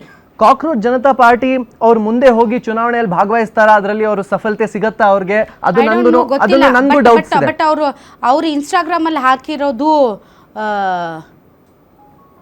2029 ಅಂತ ಏನೋ ಹಾಕೊಂಡಿದ್ದಾರೆ. ಅದರ ಅರ್ಥ ಅವರು ಪೊಲಿಟಿಕಲ್ ಪಾರ್ಟಿ ಆಗಿ ಅದು ಮುಂದಿನ ದಿನಗಳಲ್ಲಿ ಆಗುತ್ತಾ ಇಲ್ವಾ ಅದು ಡಿಬೇಟ್ ಬೇರೆ. ಬಟ್ ಅದು ಸ್ಪ್ಯಾನರ್, ಅದು ಹೌದು, ಇದು ಸ್ಪ್ಯಾನರ್. ಫಿಕ್ಸ್ ಮಾಡ್ತೀವಿ ಅಂತ. ಓಕೆ, ಸೊ ನಿಮ್ಮ ಚಿಹ್ನೆ ಸ್ಪ್ಯಾನರ್. ಹೌದು. All right. ಸೊ ಈಗ ನಿಮ್ಗೆ ಅನ್ಸಿದ ಮಟ್ಟಿಗೆ ನಿಮ್ದೊಂದು ಪೊಲಿಟಿಕಲ್ ಪಾರ್ಟಿ ರಿಜಿಸ್ಟರ್ಡ್. ಈಗ ಏನು ದ ಕಾಕ್ರೋಚ್ ಜನತಾ ಪಾರ್ಟಿ ಅಂತ ಏನು ಅಭಿಯಾನ ಅಥವಾ ಕ್ರಾಂತಿ ಶುರುವಾಗಿದೆ, ಸೊ ಇದು ಭಾಳ ದಿನ ಸಸ್ಟೇನ್ ಆಗಲ್ಲ ಅಂತ ಅನ್ಸುತ್ತಾ, ಅಥವಾ ನೀವು ಅದನ್ನು ಹೆಂಗೆ ನೋಡ್ತೀರಿ ನಿಮ್ಮ ದೃಷ್ಟಿಯಲ್ಲಿ? ನಾವು ಹೆಂಗೆ ನೋಡ್ತೀವಿ ಅಂದರೆ, ಬರೀ 4-5 ದಿನಗಳಲ್ಲಿ ಇಷ್ಟೊಂದು ಕೋಟ್ಯಾಂತರ ಯುವಕರನ್ನ ರೀಚ್ ಮಾಡಿ ಅವ್ರದ್ದು ಬೆಂಬಲ ತಗೊಳ್ಳೋದು ಒಂದು ಸಾಮಾನ್ಯ ಕಾರ್ಯಕ್ರಮ ಅಲ್ವೇ ಅಲ್ಲ. ಇದಕ್ಕೆ ನಮ್ಮದು ಗೌರವ ಇದೆ. ಈ ಕಾಕ್ರೋಚ್ ಜನತಾ ಪಾರ್ಟಿ ಏನಾದರೂ ಚುನಾವಣೆಯಲ್ಲಿ ಭಾಗವಹಿಸಿ ಏನಾದರೂ ಒಂದು ಬದಲಾವಣೆ ತರೋಕ್ಕಾಗತ್ತಾ ಇಲ್ವಾ ನಮಗೆ ಗೊತ್ತಿಲ್ಲ. ಎಷ್ಟು ದಿನ ಇದು ಮುಂದೆ ಹೋಗ್ಬೋದು? ಇದು 2-3 ದಿನದಲ್ಲಿ ಕಮ್ಮಿ ಅಂತೂ ಆಗೋದಲ್ಲ. ಯಾಕೆಂದರೆ ಇದು ಯುವಕರ ಧ್ವನಿ ಒಂದೇ ರೀತಿಯಲ್ಲಿ ಭಾರತದ ಎಲ್ಲ ಒಂದು ದಿಕ್ಕಿಂದ ಬಂದಿರೋದು, ಇದು ತುಂಬ ರೇರ್ ಆಗಿರೋದು. ಈ ಮೂವ್ಮೆಂಟ್ ಕಂಟಿನ್ಯೂ ಆಗೇ ಆಗುತ್ತೆ. ಆದರೆ ಇದರಿಂದ ನಾವು ಏನು ಕಲ್ತ್ಕೋಬೇಕಂದ್ರೆ, CJP ಕಾಕ್ರೋಚ್ ಜನತಾ ಪಾರ್ಟಿ ಬದಲಾವಣೆ ತರುತ್ತೋ ಇಲ್ವೋ, ಆ CJPಗೆ ಬೆಂಬಲ ನೀಡಿರೋ 20 ಮಿಲಿಯನ್ ಫಾಲೋವರ್ಸ್ ಇದ್ದಾರಲ್ಲ, ಅವರಲ್ಲಿ ಈ ಬದಲಾವಣೆ ತರೋ ಒಂದು ಪೊಟೆನ್ಷಿಯಲ್ ಇದೆ. ಆ ಜನ ಹೋಗಿ ಫಾಲೋ ಮಾಡಿ ಶೇರ್ ಮಾಡಿ ಮಾಡ್ತಾ ಇದ್ದಾರಲ್ಲ, ಅವರಲ್ಲಿ ಒಂದು ಡಿಸ್ಸ್ಯಾಟಿಸ್ಫ್ಯಾಕ್ಷನ್ ಇದೆ. ನಮ್ಮ ನಗರನೂ ಎಷ್ಟು ಚೆನ್ನಾಗಿ ಆಗ್ಬೋದು, ನಮ್ಮ ಭಾರತನೂ ಎಷ್ಟು ಚೆನ್ನಾಗಿ ಆಗ್ಬೋದು. ನಾವು ಆನ್ಲೈನಲ್ಲೆಲ್ಲ ನೋಡ್ತೀವಿ ಬೇರೆ ಊರುಗಳಲ್ಲಿ ಆಡಳಿತ ಹೆಂಗಾಗುತ್ತೆ. ನಮ್ಮ ಯುವಕರಲ್ಲೆಲ್ಲ ಒಂದು ಪ್ರಶ್ನೆ ಇದೆ, ಯಾಕೆ ನಮ್ಮ ಭಾರತನೂ ಈ ಥರ ಆಗಬಾರ್ದು ಅಂತ. ಈ ಜನರಿದಾರಲ್ಲ ಇವತ್ತು CJPಗೆ ಬೆಂಬಲ ನೀಡ್ತಾ ಇರೋರು, ಇವರೊಂದು ಮನಸ್ಸು ಮಾಡಿದ್ರೆ ನಮಗೆ ವ್ಯವಸ್ಥೆಯಲ್ಲಿ, ಆಡಳಿತದಲ್ಲಿ ಒಂದು ಬದಲಾವಣೆ ಬೇಕು ಅಂತ ಒಂದು ಮನಸ್ಸು ಮಾಡಿ ಅವರು ಆಚೆ ಬಂದು ಕೆಲಸ ಮಾಡಿ ಏನಾದರೂ ಒಂದಾದರೆ ಒಂದು ಬದಲಾವಣೆ ತರ್ಬೋದು. ಸೊ ಈ CJP ಮೂವ್ಮೆಂಟಿಂದ ಬದಲಾವಣೆ ಬರುತ್ತಾ? ಖಂಡಿತ ಬರುತ್ತೆ. ಅವರೇ ತರ್ತಾರಾ? ಈ ಮೂವ್ಮೆಂಟಿಂದ ಬೇರೆ ಯಾರಾದರೂ ಮುಂದೆ ತೊಗೊಂಡು ಹೋಗ್ತಾರಾ? ಅದನ್ನು ನಾವು ನೋಡಬೇಕು. ಓಕೆ, ಇದು ಒಂದು ವ್ಯಕ್ತಿಯ ಫೇಸ್ ಆದರೆ ಡೆಫಿನೆಟ್ಲಿ ಇದು ಮುಂದಕ್ಕೆ ಹೋಗಲ್ಲ. ಲೈಕ್ ಆಮ್ ಆದ್ಮಿ ಪಾರ್ಟಿ ಇದು ಮಾಸ್ ಮುಖಗಳಾಗಿ ಒಂದು ಮಾಸ್ ಕ್ರಾಂತಿ ಆದರೆ ಡೆಫಿನೆಟ್ಲಿ ಮುಂದಿನ ದಿನಗಳಲ್ಲಿ ಏನಾದರೂ ಬದಲಾವಣೆ ಆಗ್ಬೋದು. ಎಸ್ ರಘು ಅವರೇ, ನೀವು ಹೇಗೆ ನೋಡ್ತಾ ಇದ್ದೀರಿ? ಯಾಕಂದರೆ KRS ಪಾರ್ಟಿ ನಾವು ನೋಡ್ತಾ ಇದ್ದೀವಿ ಹೆಂಗೆ ಅಂತಂದರೆ, ಒಂಥರ KRS ಪಾರ್ಟಿದು ನಾನು ನೋಡಿದಾಗ ಒಂಥರ ಆರ್ತನಾದ ಐ ನೋ ನೀವು ಯಾವ ಮೇನ್ ಸ್ಟ್ರೀಮ್ ಮೀಡಿಯಾನು ಕೂಡ ನಂಬಲ್ಲ. ಎಲ್ಲೋದ್ರೂ ನೀವು ಮೊಬೈಲ್ ತೊಗೊಂಡು ಹೋಗ್ತೀರಾ, ಮೊಬೈಲಲ್ಲಿ ರೆಕಾರ್ಡ್ ಮಾಡ್ತೀರಾ, ರೆಕಾರ್ಡ್ ಮಾಡಿ ನಿಮ್ಮ ಸೋಷಿಯಲ್ ಮೀಡಿಯಾಗಳಲ್ಲಿ ಹಾಕ್ತೀರಾ. ಬಟ್ ಅದರ್ವೈಸ್ ಆಲ್ಸೋ KRS ಅಂದರೆ ಬರೀ ಕಿರಿಕ್ ಮಾಡ್ತಾರೆ ಅನ್ನೋ ಥರದ ಒಂದು ಒಂದು ಒಂದು ಪ್ರಾಸ್ಪೆಕ್ಟಿವ್ ಬಂದುಬಿಟ್ಟಿದೆ. ಅದನ್ನು ಬೇಕು ಅಂತ ಮಾಡಿದಾರೋ ಅಥವಾ ಏನೋ ಗೊತ್ತಿಲ್ಲ, ಬಟ್ ಆ ಥರ ಬಂದುಬಿಟ್ಟಿದೆ. ಈಗ ಎಲ್ಲಿ ನೋಡಿದ್ರು ಮೊಬೈಲ್ ತೊಗೊಂಬಂದುಬಿಡ್ತಾರೆ ಅಂತ. ಅಂದರೆ ನೀವು ಒಂಥರ ಹತಾಶರಾಗ್ಬಿಟ್ಟಿದ್ದೀರಾ KRS ಪಾರ್ಟಿಯವರು, ಲೈಕ್ ನಮ್ಮ ಜೆನ್ಜಿಗಳಾದ ಹಾಗೆ. ಜೆನ್ಜಿಗಳು ಯಾರು ಹತಾಶರಾಗಿಲ್ಲ, ಹಾಗೇನೆ KRS ಪಾರ್ಟಿಯವರು ಹತಾಶರಾಗಿದ್ದಾರೆ. ಹಾಗಾಗಿನೇ ಅವ್ರು ತಮ್ಮ ತಮ್ಮ ತಮ್ಮ ಧ್ವನಿಗೆ ಧ್ವನಿ ಇಲ್ಲ ಅನ್ನುವಂಥ ಹತಾಶೆಯೊಂದಿಗೆ ಈಗ ಕಾಕ್ರೋಚ್ ಮುಖವಾಡ ಹಾಕೊಂಡು ಬಂದಿರೋದವರು. ಅದು ಹತಾಶೆ ಅಂತ ಹೇಳಿ ನಾವು ಅನ್ಕೊಂಡ್ರೆ ತಪ್ಪಾಗುತ್ತೆ. ಹತಾಶೆ ಈಗ ನೋಡಿ, ಇಷ್ಟು ದಿವಸ ಹೇಗಿತ್ತು, ನಮ್ಮ ದೇಶ ಬಹಳ ದೊಡ್ಡ ದೇಶ ಆಗಿರೋದ್ರಿಂದ ಯಾವುದೋ ಒಂದು ರಾಜ್ಯದಲ್ಲಿ ಒಂದು ಚುನಾವಣೆ ನಡೀತಾನೆ ಇರ್ತಾ ಇತ್ತು. ಚುನಾವಣೆಗಳು ಬಂದಾಗ ನಮಗೆ ಏನು ವಿಚಾರ ಸಿಗ್ತಾ ಇತ್ತು, ರಾಜಕೀಯ ಪಕ್ಷಗಳ ಸ್ಥಾಪಿತ ರಾಜಕೀಯ ಪಕ್ಷಗಳ ಗೊಡ್ಡು ಸಿದ್ಧಾಂತಗಳು ಮತ್ತು ಇನ್ನೊಂದು ಧ್ರುವೀಕರಣದ ವಸ್ತುಗಳಾಗಿರುವಂಥ ಜಾತಿ, ಕೋಮು, ಈ ಥರ ಇವೇ ವಿಚಾರಗಳು. ಇದುವರೆಗೂ ಯಾವತ್ತೂ ಈ ಜನರ ಸಮಸ್ಯೆ ಏನು, ದೇಶದ ಯುವಜನತೆ ಸಮಸ್ಯೆ ಏನು, ಬಡವರ ಸಮಸ್ಯೆ ಏನು, ಕಾರ್ಮಿಕರ ಸಮಸ್ಯೆ ಏನು, ನಿರುದ್ಯೋಗಿಗಳ ಸಮಸ್ಯೆ ಬಗ್ಗೆ ಚರ್ಚೆನೇ ಆಗ್ತಾ ಇರಲಿಲ್ಲ. ಜನ ಎಷ್ಟು ದಿವಸ ಅಂತ ನೋಡ್ತಾರೆ. ಆಮೇಲೆ ನೋಡಿ, ಇಲ್ಲಿ ಕಾಂಗ್ರೆಸ್ಸು, BJP, JDS ಅಥವಾ ಇನ್ಯಾವುದೋ ಸ್ಥಾಪಿತ ಪಕ್ಷಗಳು ಅವ್ರ ಬಗ್ಗೆ ಕೌಂಟ್ರ್ ಕೊಡೋದಲ್ಲ. ಅವರನ್ನು ಆತ್ಮಾವಲೋಕನ ಮಾಡ್ಕೋಬೇಕು. ಅವರು ಜೆನ್ಜಿಗವ್ರು ಇಷ್ಟು ದೊಡ್ಡ ಮಟ್ಟದಲ್ಲಿ ಇವತ್ತು ನೀವು ಹೇಳಿದ್ರಿ, ಯಾಕೆ ಈಗ ನೋಡಿ ನಮಗೆ ಸಪೋರ್ಟ್ ಮಾಡ್ತಾ ಇಲ್ಲ ಜನ ಅಂತ ಹೇಳೋದಾದರೆ, ನೀವು ಇವತ್ತು ಭಾಳ ದೊಡ್ಡ ಮಟ್ಟದಲ್ಲಿ ಇವತ್ತು ಏನು ಈ ಕಾಕ್ರೋಚು ಜನತಾ ಪಾರ್ಟಿಗೆ ಜನ ಸಪೋರ್ಟ್ ಮಾಡ್ತಾ ಇದ್ದಾರೆ, ನಮಗೂ ಸಪೋರ್ಟ್ ಮಾಡ್ತಾ ಇದ್ದಾರೆ ಜನ, ಹಾಗಂತ ಅಲ್ಲ. ಆದರೆ ನಾವು ಒಂದಷ್ಟು ಬೇಕಂತಲೇ ತುಂಬ ಡಿಸಿಪ್ಲಿನ್ಡ್ ಆಗಿ ಇವ್ರು ಕಟ್ತಾ ಇರೋ ತರಕ್ಕೆ ಇವ್ರು ಮಾಡ್ತಾ ಇರೋ ತರಕ್ಕೆ ಇವತ್ತು ರಾಜಕಾರಣ ಮಾಡಿದ್ರೆ ಖಂಡಿತವಾಗೂ ನಾವು ಅಲ್ಲಿ ಹೋಗಿ ಕೂತ್ಕೊಂಡು ಒಂದು ದಿವಸ ಇವ್ರು ಮಾಡ್ತಾ ಇರೋ ರೀತಿಯಲ್ಲೇ ಭ್ರಷ್ಟಾಚಾರ, ದುರಾಡಳಿತ ಇವೆಲ್ಲ ಮಾಡಬೇಕಾಗುತ್ತೆ. ನಾವಿಕನಲ್ಲಿದ್ದ ಅಡುಗಿನ ಪರಿಸ್ಥಿತಿ ಇವತ್ತು ಕಾಕ್ರೋಚ್ ಜನತಾ ಪಾರ್ಟಿ ಇದೆ. ಅದು ಸಮಸ್ಯೆಗಳಾದರೂ ಹೇಗೆ ಬಗೆಹರಿಸಂತ ಅಂತೇಳಿ ಅದ್ರ ಪರವಾಗಿರೋರು ಹೇಳಬೇಕು. ಮತ್ತು ವಿರೋಧ ಪಕ್ಷಗಳು ಬಗೆಹರಿಸದೇ ಇರೋಂಥ ಕಾರ್ಯಗಳನ್ನ ಅದ್ರ ಪರವಾಗಿರೋರು ಯಾಕೆ ಬಗೆಹರಿಸ್ತಾರೆ? ಇಶ್ಯೂ ಇಟ್ಟಿರೋದು ಈಗ ಧರ್ಮೇಂದ್ರ ಪ್ರಧಾನ್ ಅವರು ರಾಜೀನಾಮೆ ಕೊಡಬೇಕು ಅನ್ನೋದನ್ನ ಮೊದಲಿಗೆ ಅವ್ರು ಇಟ್ಟಿದ್ದಾರೆ, ಒಂದು ವಿಚಾರನ ಮುಂದೆ ಇಟ್ಟಿದ್ದಾರೆ. ಸೊ ನಾಳೆ ಏನಾದರೂ ಆ ವಿಚಾರ ದೊಡ್ಡದಾಗಿ ಅವರೇನಾದರೂ ರಾಜೀನಾಮೆ ಕೊಟ್ಟು ಇನ್ನೊಬ್ಬರು ಬಂದರೆ ನಾವಿಕನಿಲ್ಲದ ಮುಖವಿಲ್ಲದಂತಹ ಒಂದು ಮಾಸ್ ಧ್ವನಿಗೆ ಸಿಕ್ಕ ಜಯ ಆಗಲ್ವಾ? ವ್ಯಕ್ತಿ ಮತ್ತು ಸಮುದಾಯ ಅದ್ರ ಪರವಾಗಿ ವಿರುದ್ಧ ಮಾಡೋಕ್ಕೆ ವೇದಿಕೆ ಇಲ್ವಲ್ಲ ಮೇಡಮ್ ಸದ್ಯಕ್ಕೆ ಇವ್ರಿಗೆ. ಸಾಮಾಜಿಕ ಜಾಲತಾಣ ಯಾವ ರೀತಿ ಬಗೆಹರಿಸುತ್ತೆ? ಅದರಲ್ಲಿ ಸಾಧ್ಯನೇ ಇಲ್ಲ. ಹಾಗಾದರೆ ಎಲ್ಲ ನೀವು ರಾಜಕೀಯ ಪಕ್ಷಗಳು ಸೋಷಿಯಲ್ ಮೀಡಿಯಾನ ಬ್ಯಾನ್ ಮಾಡಿಬಿಡಿ. ನೀವು ಏನು ಪೋಸ್ಟ್ಗಳೇ ಹಾಕಬೇಡ, ನಾನು ಅದನ್ನು ಮಾಡಿದೆ, ನಾನು ಇದನ್ನು ಮಾಡಿದೆ ಅಂತೇಳಿ ಹಾಕ್ಕೊಂಡು ಮೆರೀತೀರಲ್ಲ. ಐ ಡೋಂಟ್ ನೋ, ಓಕೆ, ನಿಮ್ಮದು ಒಂದು ಪ್ರಶ್ನೆ. ಬಟ್ ಇಲ್ಲಿ ವ್ಯಕ್ತಿ ಇಲ್ಲ ನಿಮಗೆ. ಈ ವ್ಯವಸ್ಥೆಯಲ್ಲಿ ಈ ಒಂದು ಏನು ಪ್ಲ್ಯಾಟ್ಫಾರ್ಮಲ್ಲಿ ನಡೀತಾ ಇರುವಂತಹ ಚರ್ಚೆಗಳು, ಅದಕ್ಕೆ ಸಿಗ್ತಾ ಇರುವಂತಹ ಬೆಂಬಲ, ಸ್ಪಂದನೆ, we should wait and watch ಅಂತ ಅನಿಸುತ್ತೆ. ಇನ್ನು ಕಾಕ್ರೋಚ್ ಜನತಾ ಪಾರ್ಟಿದು ಅಕೌಂಟ್ಗಳಿದೆಯಲ್ಲ ಎಲ್ಲ ಕಡೆಯಿಂದನೂ ಡಿಲೀಟ್ ಮಾಡ್ತಿದ್ದಾರೆ. ಅಂದರೆ ಪ್ರಜಾಪ್ರಭುತ್ವದಲ್ಲಿ ಸಮಸ್ಯೆಗಳನ್ನು ಹೇಳೋಕ್ಕೆ ಜನರಿಗೆ ಅವಕಾಶ ಇಲ್ವಾ ಅಂತ ಕಾಣಿಸುತ್ತೆ ಮೇಡಮ್ ಇದರಿಂದ. ಮೇ 16 ಈ ಕಾಕ್ರೋಚ್ ಜನತಾ ಪಾರ್ಟಿ ಆರಂಭ ಆಯಿತು ತಾನೇ. ಇಷ್ಟು ದಿನಗಳಲ್ಲಿ ಇಷ್ಟು ರೀಚ್ ಆಗಿದೆ ಅಂದ್ರೆ ಇದು ಪೇಯ್ಡ್ ಅಂತ ಎಲ್ಲಾರ್ಗೂ ಡಿಜಿಟಲ್ ಬಗ್ಗೆ ಇರ್ರಿ. ಆಮೇಲೆ ನೀವು ಆಯ್ತಾ ಮೇಡಮ್? ನೀವ್ಯಾರು ಮಾತಾಡ್ಬೇಡ್ರಿ, ಪ್ಲೀಸ್. ಏನ್ ಮೇಡಮ್ ಇದೆಲ್ಲ ಹೇಳ್ಬೇಕು ಮೇಡಮ್, ಅದೆಲ್ಲ ದೊಡ್ಡ ಕತೆ ಇದೆ. ಏನ್ ಹೇಳಿ ಕತೆ? ಇಲ್ಲಿ ಯಾವ್ದೇ ಕೇಳಿ, ಸೋಷಿಯಲ್ ಮೀಡಿಯಾ ಯಾವುದೇ ವ್ಯಕ್ತಿ ಪೇಡ್ ಮಾಡ್ಕೊಂಡೆ ಅವ್ರು ಇಂಪ್ರೂವ್ಮೆಂಟ್ ಮಾಡಲ್ಲ ಮೇಡಮ್. ಒಂದ್ ನಿಮಿಷ, ಈಗ ನಿಮ್ ಪಕ್ಷದಲ್ಲಿ ಮೇಡಮ್ ದೊಡ್ಡ ಮಿಲಿಯನ್ ಗಟ್ಲೆ ಬಿಲಿಯನ್ ಗಟ್ಲೆ ದುಡ್ಡು ಮಾಡಿದಂತ ಪೊಲಿಟಿಕಲ್ ಲೀಡರ್ಸ್ ಇದ್ದಾರೆ. ಅವರೆಲ್ಲರೂ ಪೇಡ್ ಮಾಡ್ಕೊಂಡು ಇಷ್ಟು ದೊಡ್ಡ ಸಂಖ್ಯೆಯಲ್ಲಿ ಫಾಲೋವರ್ಸ್ ಮಾಡ್ಕೊಳ್ಳಕ್ಕೆ ಯಾಕೆ ಸಾಧ್ಯ ಆಗಿಲ್ಲ? ಅದಕ್ಕಿಂತ ದೊಡ್ಡದು ಮೇಡಮ್ ನಿಮ್ಮ ಬಿಜೆಪಿ ಪಕ್ಷ ಇಡೀ ಎಲ್ಲಾ ರಾಜ್ಯಗಳಲ್ಲಿ ಅಧಿಕಾರದಲ್ಲಿರುವಂತ ಅತ್ಯಂತ ಹೆಚ್ಚು ಶ್ರೀಮಂತ ಪಕ್ಷ. ನಿಮ್ಮ ಶ್ರೀಮಂತ ಪಕ್ಷಕ್ಕೆ ಅಷ್ಟು ಜನ ಒಂದು ಇಷ್ಟು ವರ್ಷದಲ್ಲಿರೋ ಪಾರ್ಟಿಗೆ ಫಾಲೋವರ್ಸ್ ಆಗಿಲ್ಲ, ಅವ್ರಿಗಾಗಿದ್ದಾರೆ ಅಂದ್ರೆ ಇಡೀ ದೇಶದಲ್ಲಿ ಕಾಂಗ್ರೆಸ್ ಅವ್ರದ್ದು ಹೆಚ್ಚಿನ ಫಾಲೋವರ್ಸ್ ಇದ್ದಾರೆ. ಯಾಕೆ ಇದು ಸಡನ್ ಅಭಿಜಿತ್ ದೀಪ್ಗೆ ನಿಜವಾಗ್ಲೂ ಅವ್ರಿಗೆ ಅಷ್ಟೊಂದು ದುಡ್ಡು ಇದೆಯಾ? ಆ ಮನುಷ್ಯ ಇಲ್ಲಿ ಬಂದು ಕ್ವಶನ್ ಕೇಳಬೇಕು, ಬೇರೆ ದೇಶದಲ್ಲಿ ಕೂತ್ಕೊಂಡು ಕ್ವಶನ್ ಕೇಳಬಾರ್ದು. ನೀವ್ ಯಾರು ಮಾತಾಡಂಗಿಲ್ಲ ಬೇರೆ ದೇಶದಲ್ಲಿ ಕೂತ್ಕೊಂಡು ಕೇಳಬಾರ್ದು. ಆಮೇಲೆ ಮೇಡಮ್ ಅವರೇ ಒಂದ್ ನಿಮಿಷ, ಅಭಿಜಿತ್ ದಿಕ್ಕೆ ಅವ್ರಿಗೆ ಅಷ್ಟೊಂದು ದುಡ್ಡು ಇದೆಯಾ ಮೇಡಮ್? ಅಷ್ಟು ಪೇಡ್ ಮಾಡಿಸ್ಕೊಂಡು ಇದು ಅದನ್ನೆಲ್ಲ ಎಲ್ಲಿಂದ ಎಲ್ಲಿಂದ ದುಡ್ಡು ಬರ್ತಾ ಇದೆ ಅಂತ ನೀವು ನಿಮ್ಮ ವಾಹಿನಿ ಅಥವಾ ಬೇರೆ ವಾಹಿನಿಗಳ ಮುಖಾಂತರ ಮಾಡಿಸಿ ಮೇಡಮ್. ಇದೆಯಲ್ಲ, ಈ ಆಟಿಟ್ಯೂಡ್ ಇದ್ರೇನೆ ಮುಗ್ಗರಿಸಿ ಬೀಳೋದು. ಯಾಕೆ ಅಂತಂದ್ರೆ ಇಲ್ಲ ma'am, ನೀವು ಅನ್ಕೊಂಡಿರೋದು ವ್ಯವಸ್ಥೆಗೆ ತಪ್ಪು. ಮುಖ ತಿರುಗಿಸ್ಕೊಂಡು ಇನ್ನೊಂದು ಉದಾಹರಣೆ ಇದು ಹೇಳ್ತೀನಿ. ಬೇಡು ಇದು ಅದು ಅಂತ ಮುಖ ಅವ್ರ ತಿರುಗಿಸ್ಕೊಂಡು ಹೋದ್ರೆ ನಾಳೆ ಅವ್ರೇ ಕೊಡೋದು ಅರ್ಥ. ಹೇಳಿ, ಅವ್ರ ಪ್ರಣಾಳಿಕೆಗಳು ನೋಡಿದಿರಾ? ಅವ್ರೇನ್ ಹೇಳಿದ್ರು? ಯಾರು ನ್ಯಾಯಾಧೀಶರಾಗಿರ್ತಾರೆ ಅವರು ರಾಜಕೀಯ ಪಕ್ಷಗಳಿಗೆ ಬರಬಾರ್ದು. ನೀವು ಮಾತಾಡಂಗಿಲ್ಲ ಎರಡನೇದು ಸೋಂಬೇರಿಗಳು. ಜ್ಯೋತಿ ಅವರೇ, ಹಂಗಲ್ಲ ಅವ್ರು ಹೇಳಿರೋದು. ನೀವು ಮುಖ್ಯ ನ್ಯಾಯಾಧೀಶರಾಗಿ ಕೆಲಸ ಮಾಡಿ ರಿಟೈರ್ಡ್ ಆದ್ಮೇಲೆ ಭಾರತೀಯ ಜನತಾ ಪಕ್ಷದಿಂದ ನಿಮ್ಮನ್ನ ರಾಜ್ಯಸಭಾ ಮೆಂಬರ್ ಮಾಡ್ತಾರಲ್ಲ, ಅದು ಬೇಡ. ಯಾಕೆ ಅಂತಂದ್ರೆ ನೀವು ಇಂಡಿವಿಜುವಲ್ ಆಗಿ ಇಂಡಿಪೆಂಡೆಂಟ್ ಆಗಿ ನೀವು ಒಬ್ಬ ನ್ಯಾಯಾಧೀಶರಾಗಿ ಕೆಲಸ ಮಾಡಿ, ಯಾವುದೋ ಒಂದು ಹಿತಾಸಕ್ತಿ, ಯಾವುದೋ ಒಂದು ತತ್ವ ಸಿದ್ಧಾಂತದ ಪಾರ್ಟಿಗೆ ಹೋಗಿ ನೀವು ಅಲ್ಲಿ ಮೆಂಬರ್ ಆದರೆ ನೀವು ಮಾಡಿದಂತಹ ಕೆಲಸ ಮತ್ತು ನೀವು ಸಮಾಜಕ್ಕೆ ಕೊಟ್ಟಂತಹ ಕೊಡುಗೆಗಳು ಮತ್ತೆ ಬಹಳಷ್ಟು ಸ್ಕ್ರೂಟಿನಿಗೆ ಒಳಗಾಗ್ತವೆ ಅನ್ನೋ ಕಾರಣ. ನಾನು ಆ ಪ್ರಣಾಳಿಕೆ ಇನ್ನೊಂದು ಹೇಳ್ತೀನಿ. ಸೋಂಬೇರಿಗಳು ಹೇಳಿ ಕ್ರಾನಿಕಲಿ 24/7 ಆನ್ಲೈನ್ ಅಲ್ಲಿ ಅದು ವ್ಯಂಗ್ಯ. ಯಾಕೆ ಅಂದ್ರೆ ಸಮಾಜ Young generation let me talk. ವ್ಯಂಗ್ಯ ಅಂದ್ರೆ ಗೊತ್ತಾ ನಿಮ್ಗೆ? ಎಷ್ಟು ಈಸಿಯಾಗಿ ಮ್ಯಾನಿಪುಲೇಟಿಂಗ್ ಮಾಡ್ತಿದೆ ಅಂತ ಅಂದ್ರೆ ಕೇಳಿ. ಮ್ಯಾನಿಪುಲೇಟ್ ಮಾಡೋ ಉದ್ದೇಶದಿಂದಾನೇ ಈ ಕಾಕ್ರೋಚ್ ಜನತಾ ಪಾರ್ಟಿ ಆಗಿದೆ. ಕೇಳ್ರಿ, ಫೇಲ್ಯೂರ್ನ ನೋಡಿ, ನಾನು ಕೆಲಸ ಇಲ್ಲ, ನಾನು ಲೇಸಿ ಅನ್ನೋದನ್ನ ಇವರು ಸೆಲೆಬ್ರೇಷನ್ ಮಾಡ್ತಾರೆ. ಕೇಳಿ, ಸೆಲೆಬ್ರೇಷನ್ ಮಾಡ್ತಾರೆ. ನೋಡ್ರಿ, ನೀವು ಸಕ್ಸಸ್ ನ ಇನ್ಸ್ಪಿರೇಷನ್ ಆಗಿ ತಗೊಂಡು ನೀವು ಅದನ್ನ ಬೆಳೆಸ್ಕೊಂಡು ಹೋಗ್ಬೇಕೆ ವಿನಃ ಅದನ್ನ ಫೇಲ್ಯೂರ್ನೆಲ್ಲ ನೀವು ತೋರ್ಸೋದು. ಕೇಳಿ, ಈಗಿನ ಯುವಕರನ್ನ ಏನಿದೆ ಅವರ ಏನ್ ಹೇಳ್ತಾರೆ ಫ್ರಸ್ಟ್ರೇಷನ್ ಅನ್ನ ಇವರು ಸೋಷಿಯಲ್ ಮೀಡಿಯಾ ಪ್ರೇಮಾಗಿ ಇಟ್ಕೊಂಡಿದ್ದಾರೆ. ನಿಜವಾಗ್ಲೂ ಹೇಳ್ತೀನಿ, ಈ ಯುವಕರಿಗೆ ಒಂದು ಮಾತು ಹೇಳಕ್ ಇಷ್ಟಪಡ್ತೀನಿ. ಇವತ್ತು ನಿಮಗೆ ಏನ್ ಸಪೋರ್ಟ್ ಮಾಡ್ತಿದ್ದಾರೆ, ನಿಮ್ಮ ಅಸಮಾಧಾನನ ಇವರು ಪೊಲಿಟಿಕಲ್ ಇನ್ಫ್ಲೂಯೆನ್ಸ್ ಆಗಿ ತಗೊಂತಾರೆ. ನಿಮ್ಮ ಕೋಪನ ಸೋಷಿಯಲ್ ಮೀಡಿಯಾ ಎಂಗೇಜ್ಮೆಂಟ್ ಮಾಡ್ತಾರೆ. ಈ ತರ ಏನೇನ್ ಬೇಕು ಯುವಕರು ತಿಳ್ಕೊಳ್ಳಿ. ನೀವು ನಿಜವಾಗ್ಲೂ 24 hours ಇರಬೇಕು ಅಂತ ಅಂದ್ರೆ ಕೇಳಿ, ನಮ್ ಜೊತೆ ಸೇರಿ ಅಂತ ಹೇಳ್ತಾ ಇಲ್ಲ, ಸೆಕ್ಷಸ್ ಹಿಂದೆ ಹೋಗಿ. ಸೆಕ್ಷಸ್ ಅನ್ನ ಹಿಂದೆ ಹೋದ್ರೆ ಶ್ರಮದಾನದ ಭಾರತ ದೇಶ ಆಗುತ್ತೆ.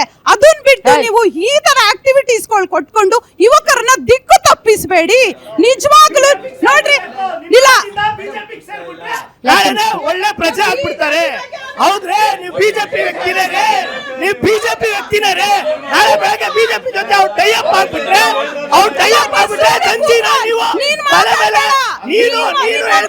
ಹೇಳ್ಬೇಡಿ ನೀವು ಮಾತಾಡಿ. ಅದೇ ಕಾಂಗ್ರೆಸ್ ಜನತಾ ಪಾರ್ಟಿ ಬಿಜೆಪಿ ಜೊತೆ ಟೈಅಪ್ ಆಗ್ಬಿಡ್ಬೇಕು. ಅವಾಗ ನೀವು ಸಾಗಿಸ್ತೀರಾ? ಅಲ್ಲ, ನಿಮ್ ಇಂಟೆನ್ಷನ್ ಅದಿರೋದ್ರಿಂದಾನೆ ಇವತ್ತು ಅವ್ರ ಅಕೌಂಟ್ ಫ್ರೀಸ್ ಮಾಡ್ತಾ ಇರೋದು. ನೀವು ಆಲ್ರೆಡಿ ಜಿಲ್ಲೆನೂ ವಾಷಿಂಗ್ ಮಿಷಿನ್ ಹಾಕ್ತಾರೆ ಅವರು. ಮೇಡಮ್, ಜ್ಯೋತಿ ಮೇಡಮ್, ಒಂದ್ ನಿಮಿಷ ಇರೋ ಬರೀ ಮೈಕ್ ಇಸ್ಕೊಳ್ರಿ. ಒಂದ್ ನಿಮಿಷ ಮಾತಾಡಂಗಿಲ್ಲ ನೀವು ಯಾರು. ಜ್ಯೋತಿ ಮೇಡಮ್, ನೀವ್ ಯಾಕೆ ಬಿಜೆಪಿ ಅವರು ಯಾಕೆ ನೀವು ಕುಂಬಳಕಾಯಿ ಕಳ್ಳ ಅಂದ್ರೆ ಹೆಗಲು ಮುಟ್ಕೊಂಡು ನೋಡ್ತಾ ಇದ್ದೀರಿ? ಈಗ ಕಾಕ್ರೋಚ್ ಜನತಾ ಪಾರ್ಟಿ ಒಂದ್ ನಿಮಿಷ ಮೇಡಮ್, ಕಾಕ್ರೋಚ್ ಜನತಾ ಪಾರ್ಟಿ ಅನ್ನೋದು ನಿಮ್ಮ ವಿರುದ್ಧ ಧ್ವನಿ ಎತ್ತುವಂತ, ನಿಮ್ಮನ್ನ ವಿರೋಧಿಸೋದು. ಅದಕ್ಕೆ ನಿಮ್ಗೆ ಭಾರತೀಯ ಜನತಾ ಪಾರ್ಟಿ ಅದಕ್ಕೆ ಬ್ಲಾಕ್ ಮಾಡಿಸ್ತಾ ಇದ್ದೀರಾ? ಅದಕ್ಕೆ ಡಿಲೀಟ್ ಮಾಡಿಸ್ತಾ ಇದ್ದೀರಾ? ಏನ್ ಭಯ ಮೇಡಮ್? ಒಂದ್ ನಿಮಿಷ ಭಯ ಯಾಕೆ ಮೇಡಮ್? ಭಯ ಯಾಕೆ? ಮೋದಿಜಿ ಹೈನಾ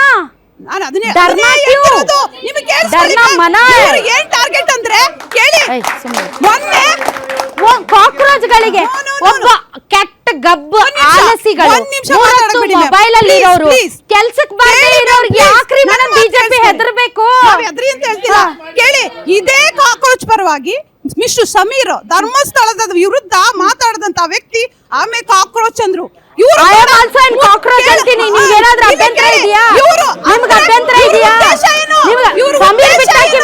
ಒಂದ್ ನಿಮಿಷ ವ್ಯವಸ್ಥೆಯ ವಿರುದ್ಧ ಮಾತಾಡೋರನ್ನ ಮೇಡಮ್ ಜ್ಯೋತಿ ಮೇಡಮ್ ಸಮೀರ್ ಬಿಡಿ. ಒಂದ್ ನಿಮಿಷ ಮೇಡಮ್, ಸಮೀರ್ ಬಿಟ್ಟಾಕಿ ಮೇಡಮ್. ವ್ಯವಸ್ಥೆಯ ವಿರುದ್ಧ ಧ್ವನಿ ಎತ್ತೋದು ಒಂದು ಜಿರಳೆಗೆ ಅಂದ್ರೆ? ಸಮಾನ ಹಾ, ಅಂದ್ರೆ okay, ma'am. ನಾನೂ ಒಂದು ಕಾಕ್ರೋಚ್. ನಿಮ್ಗೆ ಅಭ್ಯಂತರ ಇದೆಯಾ? ಧನ್ಯವಾದ ಮ್ಯಾಮ್. ನೀವು ಒಂದು ಕಾಕ್ರೋಚ್ ಆಗ್ಬೇಕು. ಯಾಕೆ ಅಂದ್ರೆ ಈ ವ್ಯವಸ್ಥೆ ಈ ಕೆಟ್ಟ ಒಂದ್ ನಿಮಿಷ ತಡ್ರಿ, ಈ ಕೆಟ್ಟ ವ್ಯವಸ್ಥೆಯ ವಿರುದ್ಧ ಧ್ವನಿ ಎತ್ತಕ್ಕಾಗದೆ ಇರುವಂತಹ, ಅದಕ್ಕೆ ಏನಂತ ಪದ ಬಳಸ್ಬೇಕು ನನಗೂ, ಅಯೋಗ್ಯರಾಗೋದಕ್ಕಿಂತ ಒಂದು ಜಿರಳೆಯಾಗಿ ಧ್ವನಿ ಎತ್ತೋದು ಬೆಟರ್. ನೀವು ಜಿರಳೆ ಆಗ್ಬೇಕು, ಯಾಕಂದ್ರೆ ವ್ಯವಸ್ಥೆಯ ವಿರುದ್ಧ ನೀವು ಧ್ವನಿ ಎತ್ತಬೇಕು. ಹೇಳ್ತೀನಿ ಮ್ಯಾಮ್, ಒಂದೇ ಮಾತು ನೋಡಿ, ವ್ಯವಸ್ಥೆ ಬಟ್ ನೀವ್ ಹೇಳ್ತಾ ಇರೋದು ಮೇಡಮ್ ನಾನು ಒಪ್ಕೋತೀನಿ. ಯಾಕೆ ಅಂತಂದ್ರೆ ಇದ್ರ young ಹಿಂದೆ generation ಯಾರಿದ್ದಾರೆ, yes. ಇದ್ರ ಮೋಟೋ young ಏನು, generation ನ ಮುಂದಕ್ಕೆ ಇದು manipulate ಮಾಡ್ತಾ ಏನಾಗುತ್ತೆ, ಇದ್ದಾರೆ. ಇದೊಂದು ರಾಜಕೀಯ ಇದು ಪಕ್ಷ ಆಗುತ್ತಾ, social ಅದನ್ನ ನಾನು drama. ಒಪ್ಕೊಳ್ತೀನಿ. ಇದು ಸೋಷಿಯಲ್ ಡ್ರಾಮಾ ಅಂತ ಹೇಳಕ್ ಇಷ್ಟಪಡ್ತೀನಿ. Social ಇದು drama. ಯಾವುದೇ ಒಂದು ಪಕ್ಷದ ನಿಲುವಾಗಲ್ಲ. ಇದು ಸಣ್ಣ ಇಷ್ಟು ರೀಚ್ ಆಗ್ಬಿಟ್ರೆ ಒಂದ್ ಪಕ್ಷ ಆಗಕ್ ಸಾಧ್ಯನೇ ಇಲ್ಲ ಅನ್ನೋದು ನನ್ನ ವಾದ. ಸ್ವಲ್ಪ ದಿವಸದಲ್ಲಿ ಕರೆಕ್ಟಾಗಿ 20 ಮಿಲಿಯನ್ಸ್ ಫಾಲೋವರ್ ಮಾಡಿದ್ದಾರೆ ಮೇಡಮ್. ಇದು ಯಾವುದೇ ಕಾರಣಕ್ಕೂ ಪೇಡ್ ವ್ಯೂಸ್ ಅಂತೂ ಇಲ್ಲ. ಪಾಯಿಂಟ್ ನಂಬರ್ 1, ಅವ್ರದ್ದು ಮ್ಯಾನಿಫೆಸ್ಟೋ ಕರೆಕ್ಟಾಗಿ ಮೂರ್ಖರು ಅನ್ಕೊಳ್ಳೋರು. ಯಾಕೆ ಅಂದ್ರೆ ಇದು ವ್ಯವಸ್ಥೆಯ ಕೈಗನ್ನಡಿ. ಈ ವ್ಯವಸ್ಥೆಯ ಕೈಗನ್ನಡಿಯಲ್ಲಿ ಮುಖ ನೋಡ್ಕೊಳ್ದೆ ಮುಖ ತಿರುಗಿಸ್ಕೊಂಡು ಹೋದರೆ ನಾಳೆ ಕೆಟ್ಟ ಮುಖ ಆಗೋದು ಅವ್ರದೇ. ಇನ್ನೊಂದು ಕೇಳಿ ಮೇಡಮ್, ರಾಜಾಜಿನಗರದಲ್ಲಿ ಸುರೇಶ್ ಕುಮಾರ್ ಸರ್ MLA ಇದ್ದಾರೆ. ಅವರು ಕರೆಕ್ಟಾಗಿ ಕಮೆಂಟ್ ಮಾಡಿದ್ದಾರೆ. 49% ಫಾಲೋವರ್ ಮಾಡಿರೋದು ರೇಷಿಯೋ ಬಂದ್ಬಿಟ್ಟು ಪಾಕಿಸ್ತಾನವರಂತೆ, 14% ಫಾಲೋ ಮಾಡಿರೋದು ಬಾಂಗ್ಲಾದೇಶಿ ಅಂತೆ. ಅವ್ರ ಜೋಕ್ ಅದು. ನೆಕ್ಸ್ಟ್ ಏನಂದ್ರೆ ಅವ್ರ ಮ್ಯಾನಿಫೆಸ್ಟೇಷನ್ ಕರೆಕ್ಟಾಗಿ ಅಬ್ಸರ್ವ್ ಮಾಡಿದ್ರೆ 50% ವುಮೆನ್ ರಿಸರ್ವೇಷನ್ ಬಗ್ಗೆ ಮಾತಾಡಿದ್ದಾರೆ. ಸೂಪರ್ ಅದು. ಸೆಕೆಂಡ್ ಮ್ಯಾನಿಫೆಸ್ಟೇಷನ್ ಏನಂತ ಹೇಳಿದ್ರೆ, ಈ ಅಂಬಾನಿಯವರು ಯಾರ್ಯಾರು ಕೈಗೊಂಬೆ ಇದ್ದಾರೋ ಸೆಂಟ್ರಲ್ ರೂಲ್ ಪಾರ್ಟಿ ಅವ್ರದ್ದು ಕರೆಕ್ಟಾಗಿ ಅವ್ರು ತನಿಖೆ ಮಾಡಬೇಕು ಅಂತ ಹೇಳಿದ್ದಾರೆ. ಮೂರನೇದೇನಂದ್ರೆ, ಯಾರು ವಿನ್ ಆಗಿರ್ತಾನೆ MLA ಆಗಲಿ MP ಆಗಲಿ, ಅವನು ಇನ್ನೊಂದು ಪಕ್ಷಕ್ಕೆ ಓಡಂಗಿಲ್ಲ. ಓಡಿದ್ರೆ 20 ವರ್ಷ ಕಂಟೆಸ್ಟ್ ಮಾಡಂಗಿಲ್ಲ. ಈ ಮ್ಯಾನಿಫೆಸ್ಟೇಷನ್ ಸಾಕು ನಿಮಗೆ 20 ಮಿಲಿಯನ್ಸ್ ಫಾಲೋವರ್ ಜಾಸ್ತಿ ಆಗಕ್ಕೆ. ನನ್ನ ಮತದಾರ ಇನ್ನೊಂದಿದೆ, ನನ್ನ ಮತದಾನದ ಹಕ್ಕನ್ನ ಚುನಾವಣಾ ಆಯೋಗ ಕಸಿಯುವ ಹಾಗಿಲ್ಲ. ಒಂದು ವೇಳೆ ಚುನಾವಣಾ ಆಯೋಗ ಕಸಿದ್ರೆ ಚುನಾವಣಾ ಅಧಿಕಾರಿಯನ್ನ ದೇಶದ್ರೋಹದ ಅಡಿಯಲ್ಲಿ ಬಂಧಿಸಬೇಕು. ಆಮೇಲೆ ಇನ್ನೊಂದು ಮೇಡಮ್, ಯಾವುದೇ ಎಲೆಕ್ಟ್ರಲ್ ಡಿಪಾರ್ಟ್ಮೆಂಟ್ ಅಲ್ಲಿ ಕರೆಕ್ಟಾಗಿ ಎಲೆಕ್ಷನ್ ಕಮಿಷನ್ ಅವರು, ಇವಾಗ ಇವರಾಗ್ಲಿ ನಾವಾಗ್ಲಿ ಎಕ್ಸರ್ವೈಸರ್ಗಳಾಗ್ಲಿ ಬದುಕಿದ್ರು ಇಲ್ಲ ಅಂತ ಅವರು ವೋಟ್ ಎಲೆಕ್ಷನ್ ಕ್ಯಾನ್ಸಲ್ ಮಾಡ್ತಾರೆ ನೋಡಿ, ಅವ್ರ ಮೇಲೆ ಸ್ಟ್ರಿಕ್ಟ್ ಆಕ್ಷನ್ ತಗೋಬೇಕು ಅಂತ ಒಂದು ಮ್ಯಾನಿಫೆಸ್ಟೇಷನ್ ಕೊಟ್ಟಿದ್ದಾರೆ. ಇದನ್ನ ಮುಟ್ಟಾಳರು ಒಪ್ಕೊಳ್ಳೋದೇ ಇಲ್ಲ. ಬುದ್ಧಿವಂತ 100% ಒಪ್ಕೋತಾರೆ. ಇದಕ್ಕೆ 20 ಮಿಲಿಯನ್ಸ್ ಫಾಲೋವರ್ ಜಾಸ್ತಿ ಆಗಿರೋದು. ನೆಕ್ಸ್ಟ್ ಇದೇನಂತ ಹೇಳಿದ್ರೆ, ಸೆಕೆಂಡ್ ವಿಷಯ ಏನಂತ ಹೇಳಿದ್ರೆ, ಫ್ಯಾಮಿಲಿ ಪೊಲಿಟಿಕ್ಸ್. ಅವರಪ್ಪ MLA, ಅವರಪ್ಪ MP, ಅವರಪ್ಪ ಪ್ರಧಾನಿ, ಅವರಪ್ಪ ಚೀಫ್ ಮಿನಿಸ್ಟರ್, ಅವ್ರ ಮಕ್ಕಳೇ ಬರಬೇಕು, ಅವ್ರ ಮೊಮ್ಮಕ್ಕಳೇ ಬರಬೇಕು. ಮಿಕ್ತವರೆಲ್ಲ ಬರಂಗಿಲ್ಲ. ಆಟೋ ರಿಕ್ಷಾ ಮಗ ಬರಂಗಿಲ್ಲ, ಡ್ರೈವರ್ ಮಗ ಬರಂಗಿಲ್ಲ, ವಾಚ್ಮ್ಯಾನ್ ಮಕ್ಕಳೆಲ್ಲ ಬರಂಗಿಲ್ಲ. ಯಾರು ಕರೆಕ್ಟಾಗಿ ಫ್ಯಾಮಿಲಿ ರಾಜಕಾರಣ ಫಾಲೋ ಮಾಡ್ತಾರೋ ಅವ್ರ ಮಾತ್ರ ಬರಬೇಕು. ಇದೊಂದು ಪೊಲಿಟಿಕಲ್ ಪಾರ್ಟಿ ಅಲ್ವಲ್ಲ ಸರ್? ಮೇಡಮ್, ಒಂದು ಎಕ್ಸಾಂಪಲ್ ಫ್ಯೂಚರ್ ಅಲ್ಲಿ ಆಗ್ಬೋದು ಮೇಡಮ್. ಫ್ಯೂಚರ್ ಏನ್ ಬೇಕಾದ್ರೆ ಆಗ್ಬೋದು. ಅದು example TVK madam. Example TVK, ಅದಕ್ಕೆ ಎಕ್ಸಾಂಪಲ್ ಟಿವಿಕೆ ಎಷ್ಟೋ ಜನ MLA ಅಲ್ಲ, ಅದಕ್ಕೆ ಎಕ್ಸಾಂಪಲ್ ಟಿವಿಕೆ. ನಾನು ಎಲ್ಲಾ ಪಕ್ಷದ ಪರವಾಗ್ಲೂ ಕಾರ್ಯಕರ್ತರ ಪರವಾಗಿ ಮಾತಾಡ್ತಾ ಇರೋದು. ಎಕ್ಸಾಂಪಲ್ ಟಿವಿಕೆಯಲ್ಲಿ 108 ಸೀಟು ಹೊಡೆದಿದ್ದಾರೆ. ಅದು ಯಾವುದೇ ರೀತಿ ಇದು ಇಲ್ಲ. ದಯವಿಟ್ಟು ಇದನ್ನ ಬೆಂಬಲಿಸಿ. ಜೆನ್ಸಿ ಕರೆಕ್ಟಾಗಿ ಬುದ್ಧಿವಂತರಾಗಿದ್ದಾರೆ. ಅದಕ್ಕೆ ಎಕ್ಸಾಂಪಲ್ ಸಿಟ್ಟಿಂಗ್ CM ಸ್ಟಾಲಿನ್ ಅವ್ರನ್ನು ಸೋಲ್ಸಿದ್ದಾರೆ, ನಿಖಿಲ್ ಕುಮಾರಸ್ವಾಮಿ ಅವ್ರನ್ನು ಸೋಲ್ಸಿದ್ದಾರೆ. ಅಲ್ಲಿ ಓಟ್ ಹಾಕಿರೋರು ಯಾರು ದಡ್ರಲ್ಲ. CM ಮಕ್ಕಳು ಬರ್ಕೂಡ್ದು ಅನ್ನೋದಕ್ಕೆ ಒಂದು ಎಕ್ಸಾಂಪಲ್ ಕರುಣಾನಿಧಿ ಅವ್ರ ಮಗ ಸ್ಟಾಲಿನ್, ಕುಮಾರಸ್ವಾಮಿ ಅವ್ರ ಮಗ ನಿಖಿಲ್ ಕುಮಾರಸ್ವಾಮಿ, ಬೊಮ್ಮಾಯಿ ಅವ್ರ ಮಗ, ಅವರು ಸೋತಿದ್ದಾರೆ ಮ್ಯಾಮ್, ಅವರು ಸೋತಿದ್ದಾರೆ. ದಿಸ್ ವಾಯ್ಸ್ 20 ಮಿಲಿಯನ್ ಏನು ಫಾಲೋವರ್ಸ್ ವಾಯ್ಸ್ ಇದೆ ಅಲ್ಲ ಸರ್, ಅದು ಒಂದು ಡಿಫ್ರೆನ್ಸ್ ಮಾಡಬಹುದಾ, ಒಂದು ಬದಲಾವಣೆ ತರಬಹುದಾ? ಖಂಡಿತ ಮಾಡುತ್ತೆ. ಯಾಕೆ ಮಾಡಲ್ಲ ಅಂತೀರಾ? ವಾಯ್ಸೇ ಮೇಡಮ್ ಒಟ್ಟು ಅದಾದ್ಮೇಲೆ ಉಳಿದಿದ್ದಲ್ಲ. ಅದಕ್ಕೆ ಐಡೆಂಟಿಟಿ ಬೇಕಾಗಿಲ್ಲ. ವಾಯ್ಸ್ ಎಲ್ಲ ಒಟ್ಟಿಗೆ ಸೇರಿದ್ರೇನೆ ಒಂದು ಆಪ್ ಅಂತ ಹುಟ್ಟಿತು. ವಾಯ್ಸ್ ಅನ್ನೋದು ಒಟ್ಟಿಗೆ ಸೇರಿದ್ಮೇಲೆ ಒಂದು ಜಲ್ಲಿಕಟ್ಟು ಅನ್ನೋ ಪ್ರೊಟೆಸ್ಟ್ ಚೆನ್ನೈಯಲ್ಲಿ ನಡೆಯಿತು. ವಾಯ್ಸ್ ಅನ್ನೋ ಒಂದು ಪ್ರೊಟೆಸ್ಟ್ ಬಂದ್ಬಿಟ್ಟು ತಮಿಳ್ನಾಡಲ್ಲಿ ಬಂದ್ಬಿಟ್ಟು ಐಡೆಂಟಿಟಿನೇ ಅಂದ್ರೆ could be a film star but you don't have any background in political but made it as a CM. So voice ನ ಬಂದು ಅಷ್ಟು ಹಗುರವಾಗಿ ನಾವು ತಗೊಳಂಗಿಲ್ಲ. Voice can do anything. ಅದು ಬಂದ್ಬಿಟ್ಟು ಇವತ್ತು ಬಂದಿರೋದು ಒಂದು ಒಳ್ಳೆ ಕ್ರಾಂತಿ, ಒಂದು ಒಳ್ಳೆ ಬದಲಾವಣೆ ನಮ್ಗೆ ಸಿಗುತ್ತೆ ಅನ್ನೋದ್ರಲ್ಲಿ ಏನು ಡೌಟ್ ಇಲ್ಲ ನನಗೆ. ಇವಾಗ ಮೆಲೋಡಿ ಚಾಕ್ಲೇಟ್ ಇಷ್ಟೊಂದು ಫೇಮಸ್ ಆಗ್ತಾ ಇದೆಯಲ್ಲ, ಅಚ್ಚೇ ದಿನ ಆಯೋಗ ಅಂತ ಭಾರತೀಯರಿಗೆ ಲಾಲಿಪಾಪ್ ಕೊಡ್ತಾ ಇದಾರಲ್ಲ, ಅದು ಇದಾಗಿಲ್ವಾ ನಿಮ್ಗೆ? ಯಾಕಾಗ್ತಾ ಇಲ್ಲ? ಆ ಲಾಲಿಪಾಪ್ ಜನರಿಗೆ ಇಷ್ಟ ಆಗಿದೆ, ಹಂಗಾಗಿ ಚೀಪಿ ಹೋಗ್ತಾ ಇದಾರೆ. ಅದಕ್ಕೆ ವಿಶ್ವಗುರು ಅಂದ್ಬಿಟ್ಟು ಬಟನ್ ಕೂಡ ಅವ್ರಿಗೆ ಹೊತ್ತಾ ಇದಾರೆ. ಮೇಡಮ್, ಇನ್ನೊಂದು ನಿಮಗೆ ಈ ಒಂದು ಡಿಬೇಟ್ ಅಲ್ಲಿ ನಿಮಗೆ ಮುಂದೆ ತರ್ತೀನಿ. ಮನಮೋಹನ್ ಸಿಂಗ್ ಅವ್ರು ಇರ್ಬೇಕಾದ್ರೆ ಬ್ಯಾರೆಲ್ಗೆ 120 ರೂಪಾಯಿ ಇತ್ತು ಪೆಟ್ರೋಲು. ಆಗ ನಮಗೆ ಸಿಗ್ತಾ ಇದ್ದಿದ್ದು 60 ಇಂದ 65 ರೂಪಾಯಿ ಲೀಟರ್ಗೆ. ಆದ್ರೆ ಇವತ್ತಿನ ಲೀಟರ್ ಸಬ್ಸಿಡಿ ಕೊಟ್ಟು ದೇಶನ ಬರ್ಬಾದ್ ಮಾಡೋದ್ರು. ಒಂದು ದೇಶನ ಉದ್ಧಾರ ಮಾಡ್ತಾ ಇದಾರೆ. ಉದ್ಧಾರ ಆಗ್ತಾ ಇದೆಯಾ? ಅದನ್ನ ಕಾಕ್ರೋಚ್ ಆಗಿ ಮಾಡಿರೋರು ಯಾರು? ಇದೇ ಭ್ರಷ್ಟ ಅಧಿಕಾರಿಗಳು, ರಾಜಕಾರಣಿಗಳು, ಇಲ್ಲಿ ಯಾರು BJP ಅವರು ಏನು ಸಾಚಗಳಲ್ಲ, ಕಾಂಗ್ರೆಸ್ ಅವರು ಏನು ಸಾಚಗಳಲ್ಲ, ಮತ್ತು ಏನು ಇವಾಗ ನ್ಯಾಷನಲೈಸ್ಡ್ ಪಾರ್ಟಿ ಅಧಿಕಾರಕ್ಕೆ ಬಂದು ಇಷ್ಟೆಲ್ಲ ಇದ್ರೂ ಏನು ಯುವಕರಿಗೆ ಎಷ್ಟು ಅವಕಾಶ ಕೊಟ್ಟಿದ್ದಾರೆ ರಾಜಕಾರಣದಲ್ಲಿ ಬರೀ ಏನು ಯುವಕರು ಯಾರಿದ್ದಾರೆ ಅವರೆಲ್ಲ ಏನು ಅವ್ರ ಅಪ್ಪ MLA ಆಗಿರೋರು, ಅವ್ರ ಅಪ್ಪ MP ಆಗಿರೋರು, ಮಂತ್ರಿ ಆಗಿರೋ ಅವ್ರ ಮಕ್ಕಳಿಗೆ ಯುವಕರಿಗೆ ಅವಕಾಶ ಕೊಟ್ಟಿದ್ದಾರೆ ಹೊರತು ಸಾಮಾನ್ಯ ವ್ಯಕ್ತಿಗಳಿಗೆ, ಸಾಮಾನ್ಯ ಜನಗಳು ಓಟ್ ಹಾಕ್ತಿರಲ್ಲ, ನಿಮ್ಗೆ ದುಡ್ಡು ಖರ್ಚು ಮಾಡ್ಬೇಕಲ್ಲ. ಓಟಿಗೆ ಒಂದು 5,000 ರೂಪಾಯಿ, 3,000 ರೂಪಾಯಿ, 4,000 ರೂಪಾಯಿ ಕೊಡ್ಬೇಕು ಅಂದ್ರೆ ಅವ್ರು ತುಂಬಾ ರಿಚ್ ಕಿಡ್ಗಳಾಗಿರ್ಬೇಕಲ್ಲ. ಹೌದು ಮೇಡಮ್, ಇವಾಗ ಅದನ್ನ ನಾವು ಅರ್ಥ ಮಾಡ್ಕೊಂಡು ಇವಾಗ ನಾವು ಇವತ್ತು KRS ಪಾರ್ಟಿಯಲ್ಲಿ ನೀವು ನೀತಿ, ನಿಯತ್ತು, ತತ್ವ, ಸಿದ್ಧಾಂತ, ಭ್ರಷ್ಟಾಚಾರ ರಹಿತ ಅಂದ್ರಲ್ಲ, ಎಷ್ಟು ಓಟ್ ಗಳಿಸ್ಕೊಂಡ್ರಿ ಹೇಳಿ ಒಂದ್ ಸ್ವಲ್ಪ. ಮೇಡಮ್ ಅದು ಇವಾಗ ನೋಡಿ, ವ್ಯವಸ್ಥೆ ಇದೆ, ವ್ಯವಸ್ಥೆ ಹಾಳಾಗಿರೋ ಕಾರಣನೇ ಮೂಲ ಇವ್ರುಗಳು. ಆದ್ರೆ ಇವತ್ತು ಏನು ಜೆನ್ಸಿ ಇವಾಗ ಏನು ಕಾಕ್ರೋಚ್ ಅನ್ನೋ CGP ಪಾರ್ಟಿ ಬಂದಿದೆ, ನೀವು ಹೇಳಿದ್ರೆ ಹತಾಶರಾಗಿದ್ದಾರೆ ಅಂತ, ಹತಾಶರಾಗಿಲ್ಲ. ಇವತ್ತು ಯುವಕರು ಎಚ್ಚೆತ್ಕೊಂಡಿದ್ದಾರೆ. ಇದು ಪ್ರಾರಂಭ. ಇದು ಮುಂದಿನ ದಿನಗಳಲ್ಲಿ ಇದು ಭಾರಿ ಪರಿಣಾಮವಾಗಿ ಇಡೀ ಏನು ದೇಶ, ಇವಾಗ ನೇಪಾಳಲ್ಲಾಯ್ತು ದಂಗೆ, ಬೇರೆ ಬೇರೆ ಶ್ರೀಲಂಕಾಲಾಯ್ತು, ಇಡೀ ಇಂಡಿಯಾದಲ್ಲಿ ಆಗುತ್ತದು. ಇದು ಒಂದು ಪಕ್ಷ BJPಗೆ ವಿರುದ್ಧವಾಗಿನ ಅಥವಾ ನಿನ್ನೆ ಮಾನ್ಯ ಮುಖ್ಯಮಂತ್ರಿ ಸಿದ್ದರಾಮಯ್ಯನವರು ಈ ಪಕ್ಷದೊಂದು T-ಶರ್ಟ್ ಬಿಡುಗಡೆ ಮಾಡ್ತಾರೆ. ಅಂದರೆ ಪರೋಕ್ಷವಾಗಿ ಕಾಂಗ್ರೆಸ್ ಪಕ್ಷವು ಈ ಒಂದು ಪಕ್ಷಕ್ಕೆ ಬೆಂಬಲ ಕೊಡ್ತಿದೆಯಾ ಅಂತ ನನ್ನೊಂದು ಪ್ರಶ್ನೆ ಮೇಡಮ್. ನಾನು ಜಿರಳೆ ಆಗ ಬಯಸುವ ಇವತ್ತಿನ ಪ್ರಸ್ತುತ ಸಮಾಜದಲ್ಲಿ ಯಾವ ರೀತಿ ಗೀತಾಚಾರ ಭಗವದ್ಗೀತೆಯಲ್ಲಿ ಹೇಳ್ತಾನೆ, ಕಾಲಕ್ಕೆ ತಕ್ಕಂತೆ ಎಲ್ಲಿ ಧರ್ಮ ಇದಾಗುತ್ತೋ ಅಲ್ಲಿ ನಾನು ಹುಡ್ತೀನಿ ಅಂತನ, ಇವತ್ತು ಗಬ್ಬೆದ್ದು ನಾರ್ತಾ ಇರೋ ಸಮಾಜದ ಕಶ್ಮಲಗಳನ್ನ ತಿನ್ನಬೇಕು ಅಂದರೆ ಪ್ರತಿಯೊಬ್ಬರು ಜಿರಳೆ ಆಗಬೇಕು. ಕೂಡಿಟ್ಟು ಕಪ್ಪು ಹಣ ತಿನ್ನಬೇಕು. ರಾಜಕಾರಣಿಗಳು ಮುಖವಾಡ ಧರ್ಸಕ್ಕಾಗದಂತೆ ಮುಖವಾಡಗಳನ್ನು ತಿಂದ್ಬಿಡ್ಬೇಕು. ಪ್ರತಿಯೊಬ್ಬರು ಜಿರಳೆ ಆಗ್ಬೇಕು ಮೇಡಮ್ ಇವತ್ತು. ಇಲ್ಲಾಂದರೆ ಸಮಾಜ ಮತ್ತಷ್ಟು ಗಬ್ಬೆದ್ದು ನಾರೋ ಗಟಾರ ಆಗುತ್ತೆ. ಅದಕ್ಕೆ ಮುಂಚೆನೇ ಪ್ರತಿಯೊಬ್ಬರು ಜಿರಳೆ ಆಗಿ ನಮ್ಮ ಸಮಾಜನ ಕಾಪಾಡ್ಕೋಬೇಕು. ಇದು ಸತ್ಯ ಮೇಡಮ್. ಯಾರು ಏನೇನೇ ವಾದ ಮಾಡಲಿ, ಇವತ್ತು ಸಮಾಜದಲ್ಲಿ ದುರ್ನೀತಿ ಎಲ್ಲ ಇದಕ್ಕೆ ಈ ಪಾಯಿಂಟ್ಗೆ ತುಂಬ ದೊಡ್ಡ ವ್ಯಾಖ್ಯೆ ಇದೆ. ಸತ್ಯ, ಪ್ರತಿಯೊಬ್ಬರು ಜಿರಳೆ ಆಗಬೇಕು, ಗಬ್ಬೆದ್ದು ನಾರ್ತಾ ಇರೋ ಸಮಾಜನ ಉಳಿಸ್ಬೇಕು ಮೇಡಮ್. ಇದು ಏನು ಕಾಕ್ರೋಚ್ ಜನತಾ ಪಾರ್ಟಿ ಅಂತ ಬಂದಿರೋ ನಿಜವಾಗ್ಲೂ ವೆಲ್ಕಮ್ ಮಾಡಬೇಕು.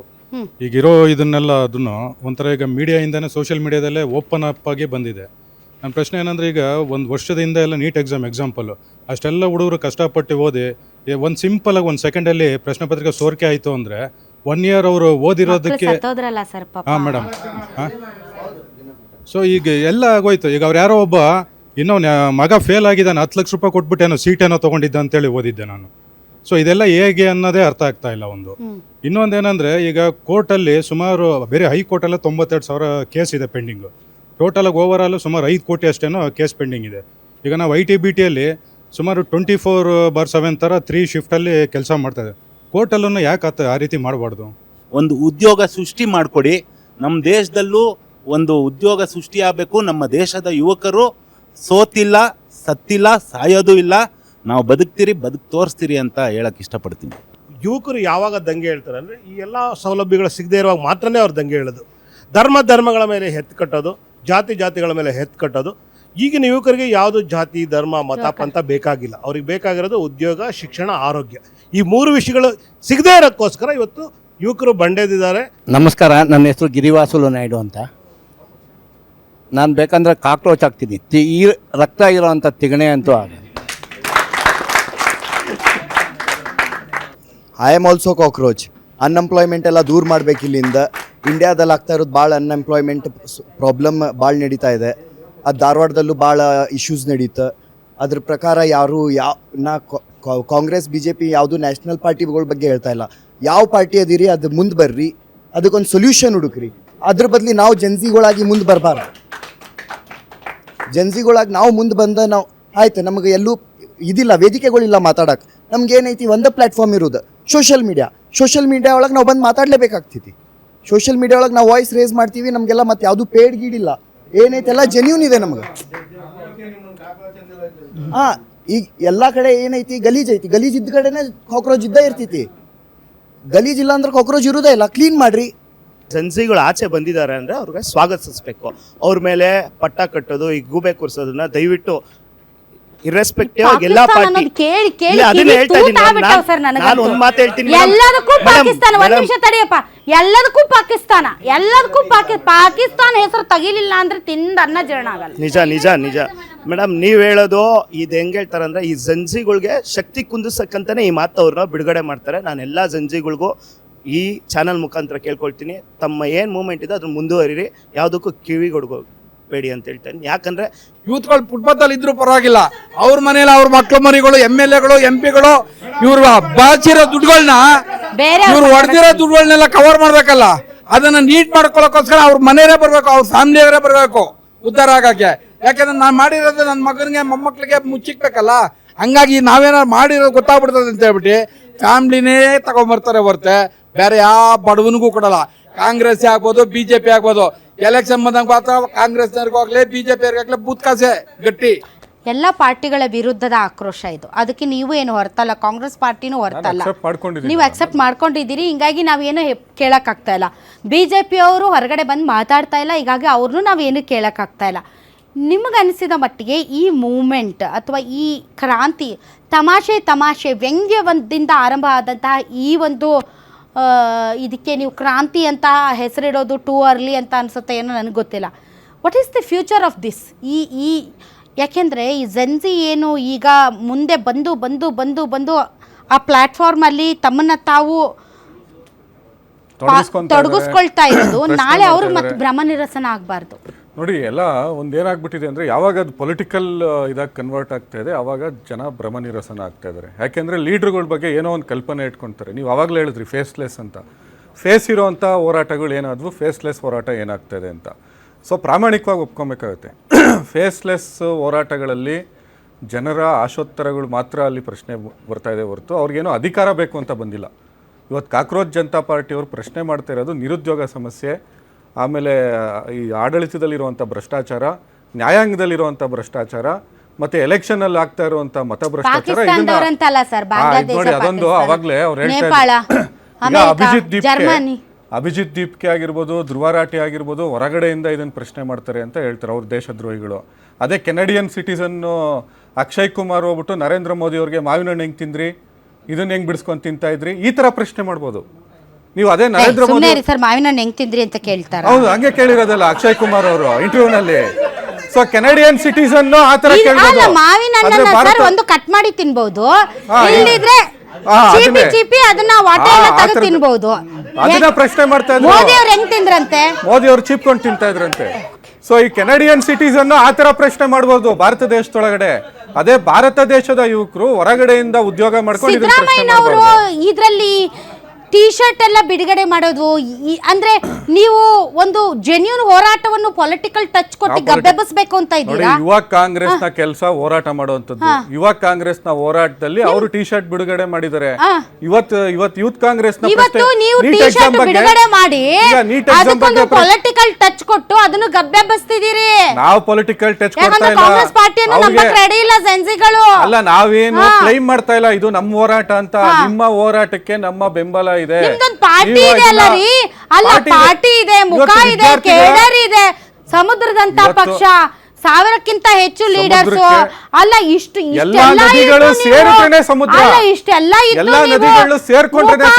ಇಲ್ಲೇ ಇರುವಂತ ಒಂದು ಕ್ರಾಂತಿಗೆ ನಾನು ನಿಮ್ ಜೊತೆ ಇರ್ತೀನಿ ಅಂತ ಟೀ ಶರ್ಟ್ ಎತ್ತಿ ಹಿಡಿಯೋದು ನಿಮ್ಮ ಕೈಲಾಗದ ತನ. ಜನರ ಭಾವನೆಗಳಿಗೆ, ಆಶೋತ್ತರಗಳಿಗೆ ಧ್ವನಿಯಾಗಿದ್ದೀವಿ ನಾವು. ನಮ್ ಕೈಲಾಗಲ್ಲ ಅಂತಲ್ಲ.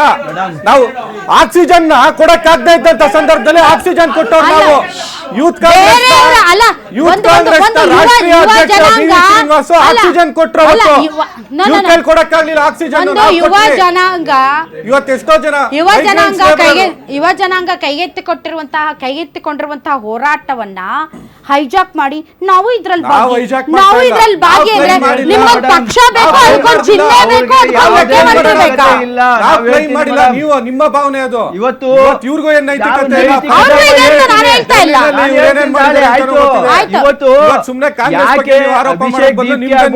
ಹೋರಾಟ ಎಲ್ಲ ವಿದೇಶದಲ್ಲಿ ಕೂತ್ಕೊಂಡು ಟ್ವೀಟ್ ಮಾಡ್ತಾರೆ, ಇನ್ನೊಂದು ಮಾಡ್ತಾರೆ. ಅಂದ್ರೆ ಈ ದೇಶದಲ್ಲಿ ವಾಂಗ್ಚುಕ್ ಅವರು 1600 ಕಿಲೋಮೀಟರ್ ನಡ್ಕ ಬಂದ್ರು ಡೆಲ್ಲಿ ತನಕ.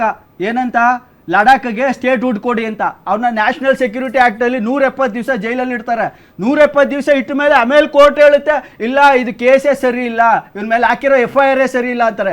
ಈ ವ್ಯವಸ್ಥೆಗೆ ಎಷ್ಟೋ ಜನ ಇವತ್ತು ಪಲಾಯನ ಮಾಡಿ ನಮ್ಮ ಏನು ಬ್ರೈನ್ ಡ್ರೈನ್ ಅಂತ ಕರಿತೀವಿ, ಇವತ್ತು ಏನು ದೇಶಕ್ಕೋಸ್ಕರ ದುಡಿಬೇಕು ಅಂಬಲ್ಸೋ ಹುಡುಗರುಗಳು ವಿದೇಶದಲ್ಲಿ ಕೂತ್ಕೊಂಡು ಈ ದೇಶ ಕೆಲಸ ಮಾಡ್ತಾ ಇದ್ದಾರೆ. ಆ ವ್ಯವಸ್ಥೆಗೆ ಇವತ್ತು ಈ ದೇಶ ತಂದಿರೋದು. ಯಾಕಂದರೆ ಸ್ವತಂತ್ರವಾಗಿರಬೇಕಾದಂಥ ಏನು ಏಜೆನ್ಸಿಗಳು ಇವ್ರು ಕೈಗೊಂಬೆ ಮಾಡಿಕೊಂಡು ಇವ್ರು ಬೇಕಾದ್ರೆ ಅರೆಸ್ಟ್ ಮಾಡ್ತಾರೆ, UAPA ಆ್ಯಕ್ಟ್ ಮಾಡ್ತಾರೆ, ಇನ್ನೊಂದು ಯಾವುದೋ NSA ಆ್ಯಕ್ಟ್ ಮಾಡ್ತಾರೆ, ವರ್ಷಾನ್ಗಟ್ಲೆ ಜೈಲಲ್ಲಿ ಇಡ್ತಾರೆ, ಒಂದೇ ಒಂದು ಟ್ರಯಲ್ ಕೂಡ ಮಾಡಲ್ಲ. ಆ ವ್ಯವಸ್ಥೆಗೆ ಜುಡಿಷರಿ ಸಿಸ್ಟಮ್ನು ತೊಗೊಂಡೋಗಿದ್ದಾರೆ. ಜುಡಿಷರಿ ಯಾವುದೋ WJP ಲೆಕ್ಕದಲ್ಲಿ 66ನೇ ರ್ಯಾಂಕಲ್ಲಿ ಇದ್ದು ಇವತ್ತು 86ನೇ ರ್ಯಾಂಕಿಗೆ ಬಂದಿದೆ. ಇದ್ರ ಜೊತೆಗೆ ಇನ್ನೂ ಒಂದು ಹೇಳಬೇಕು ಅಂದರೆ ಇವತ್ತು ಏನು ಶೇರ್ ಮಾರ್ಕೆಟು, ಇವತ್ತು ಮೋದಿ ಅವರು ಮನೇಲಿ ಕೂತ್ಕೊಂಡು ಜಂಜಿಗಳು ಪಾಪ ಶೇರ್ ಮಾರ್ಕೆಟ್ ಅಲ್ಲೂ ಏನಾರು ಒಂದು 4 ಕಾಸು ಸಂಪಾದನೆ ಮಾಡಬೇಕು ಅಂದರೆ ನಾಳೆಯಿಂದ ಚಿನ್ನ ತಗೋಬಿಡಿ ಅಂತಾರೆ. ಒಂದೇ ಸದಿಗೆ 7 ಲಕ್ಷ ಕೋಟಿ ಮುಂಡ ಮುಚ್ಚಿಸ್ಕೋಯ್ತು. ಅದಕ್ಕೆ ರೆಸ್ಪಾನ್ಸಿಬಲ್ ಇವ್ರನ್ನ ಈ ಥರ ರೇಟ್ ಇವರು ಹೇಳಿಕೆ ಕೊಡಿ ಅಂತ ಯಾರು ಹೇಳಿದ್ರು?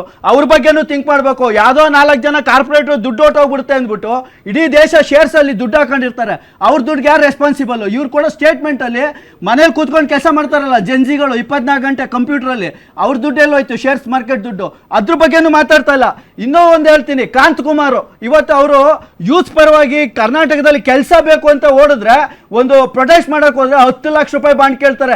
ವಿದ್ಯಾರ್ಥಿಗಳ ಹತ್ರ ಪಾಪ PGಗೆ ಬಿಲ್ ಕಟ್ಟ ಕಾಸಿಲ್ಲ, 10 ಲಕ್ಷ ರೂಪಾಯಿ ಬಾಂಡ್ ಎಲ್ಲಿ ತರಕಾಯ್ತದೆ ಅವರು. ಮತ್ತೆ ಇನ್ನೊಂದು ಹೇಳ್ತೀನಿ, ಇದೇ ಸಿದ್ದರಾಮಯ್ಯ ಸರ್ಕಾರ ಇವತ್ತು ಬೆಂಗಳೂರಲ್ಲಿ ನಾವು ಕೆರೆ ಬಗ್ಗೆ ಹೋರಾಟ ಮಾಡಿದ್ರೆ ಅಟ್ರಾಸಿಟಿ ಕೇಸ್ ಬುಕ್ ಮಾಡ್ತಾರೆ. ಇವ್ರಿಗೆ ಯಾವ ನೈತಿಕತೆ ಇದೆ? ಇವರೆಲ್ಲ ಬರೀ ಅಟ್ರಾಸಿಟಿ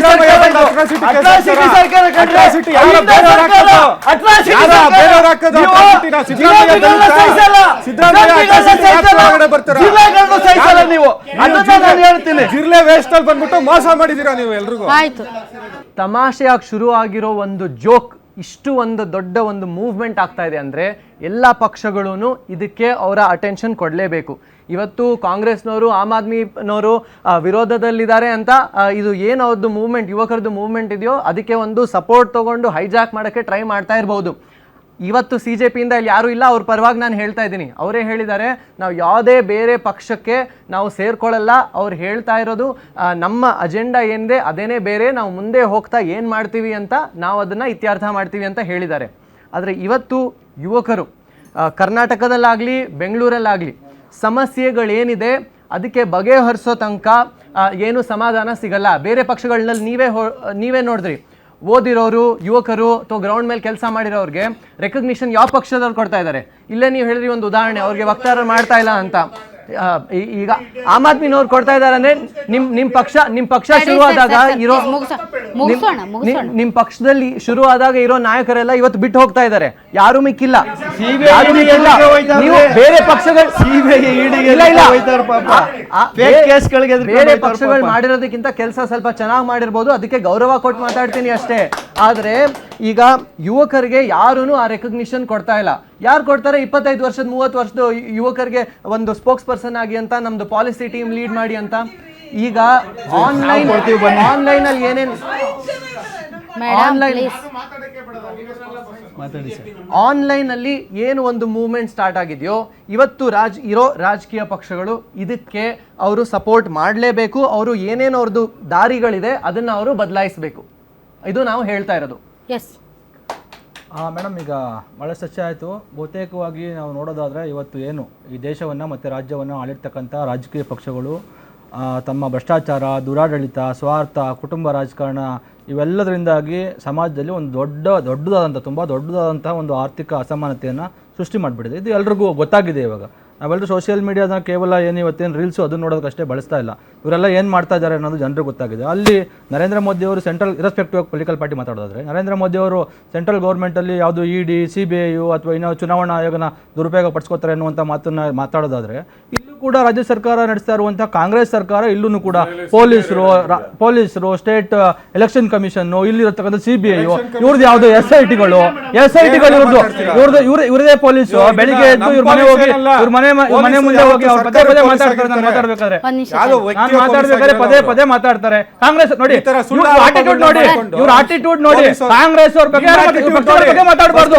ಇಂಥ ಆಟಿಟ್ಯೂಡ್ ಇಂದಾನೆ ಜನ್ಜಿ ಈ ಮಟ್ಟಿಗೆ ತಿರುಗುತ್ತಿರುವಂತದ್ದು ನೋಡಿ. ಹೀಗಾಗಿ ಬಹಳ ದೊಡ್ಡ ಒಂದು ಆರ್ಥಿಕ ಅಸಮಾನತೆ ಸೃಷ್ಟಿಯಾಗಿದೆ, ಉದ್ಯೋಗ ಸಿಗ್ತಾ ಇಲ್ಲ ನಿರುದ್ಯೋಗಿಗಳಿಗೆ. ಮತ್ತೆ ಅವರ ಧ್ವನಿ ಅವ್ರದ್ದು ಎಲ್ಲೋ ಒಂದ್ ಕಡೆ ನಾವು ಧ್ವನಿ ರೈಸ್ ಮಾಡ್ಬೇಕಂತ ಅಂದ್ರೆ ನೀವು ಹೌದು ಕರೆಕ್ಟ್, ಇವತ್ತು ಒಳ್ಳೆ ಪ್ಲಾಟ್ಫಾರ್ಮ್ ಹುಡುಕೊಂಡಿದ್ದಾರೆ ಜನ್ಜಿಗಳು. ಆ ಪ್ಲಾಟ್ಫಾರ್ಮ್ ಬಿಟ್ರೆ ಬಹುಶಃ ಇವತ್ತು ಕಾಂಗ್ರೆಸ್ ಇರಲಿ, ಬಿಜೆಪಿ ಇರಲಿ, ಇನ್ಯಾವುದೇ XYZ ಸ್ಥಾಪಿತ ಪಕ್ಷಗಳಿರಲಿ, ಎಲ್ಲೂ ಕೂಡ ಇವತ್ತು ಯಾರೂ ಕೂಡ ಅಭಿವ್ಯಕ್ತಿ ಸ್ವಾತಂತ್ರ್ಯ ಏನಿದೆ ಅದಕ್ಕೆ ಬೆಲೆ ಕೊಡ್ತಾ ಇಲ್ಲ. ಈ ದೇಶದ ಈ ನಾಡಿನ ಜನರ ಹಕ್ಕುಗಳೇನಿದಾವೆ ಅದಕ್ಕೆ ಮನ್ನಣೆ ಕೊಡ್ತಾ ಇಲ್ಲ. ಅದನ್ನ ಕಾಪಾಡಬೇಕು ಅನ್ನೋ ನಿಟ್ಟಿನಲ್ಲಿ ಇವ್ರು ಯಾರೂ ನೋಡ್ತಾ ಇಲ್ಲ. ಆ ಕಾರಣಕ್ಕಾಗಿ ಅರ್ಥ ಆಗಿದೆ ಇವತ್ತು ಜಂಜಿಗಳಿಗೆ, ಇವರೆಲ್ಲರೂ ಅಷ್ಟೇನೆ, ಇವ್ರು ಮಾತಾಡೋದು ಇಲ್ಲಿದ್ರೆ ಇವ್ರು ಹಿಂಗ್ ಮಾತಾಡ್ತಾರೆ. ಈಗ ನೋಡಿ, ಬೇರೆ ಪಕ್ಷದಲ್ಲಿದ್ರೆ ಅಲ್ಲಿದ್ದಾಗ ಈ ಪಕ್ಷ ಸರಿಗಿಲ್ಲ, ಹಂಗಿಲ್ಲ, ಹಿಂಗಿಲ್ಲ, ಇವ್ರು ಹಂಗ್ ಮಾಡ್ತಾರೆ ಅಂತ ಹೇಳೋದು. ಅದೇ ಈ ಪಾರ್ಟಿಯಿಂದ ಆ ಪಾರ್ಟಿಗೆ ಹೋದ್ರೆ ಹೋಗಿ ಎಲ್ಲ ಸರಿ, ಎಲ್ಲ ಚೆನ್ನಾಗಿರುತ್ತೆ. ಈ ತರದ ಬೂಟಾಟಿಕೆಗಳನ್ನ ಬಿಜೆಪಿ ಅವರು ಕಾಂಗ್ರೆಸ್ ಬಂದ್ರೆ ಬನ್ನಿ ಕರ್ಕೊಂಡ್ಬಿಡ್ತಾರೆ. ಬಿಟ್ಬಿಡ್ತಾರಾ? ಕೇಳ್ಬಿಡಿ, ಬಿಟ್ಬಿಡ್ತಾರಾ?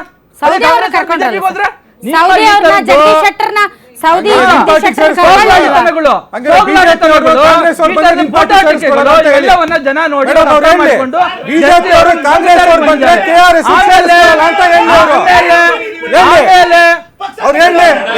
ಆತ್ಮಸಾಕ್ಷಿ ಇದ್ರೆ ಹೇಳಿ, ಅವರು ಬೇರೆ ಪಾರ್ಟಿಯವ್ರು ಸೇರಿಸ್ಕೊಡೋಣ ಅಂತ.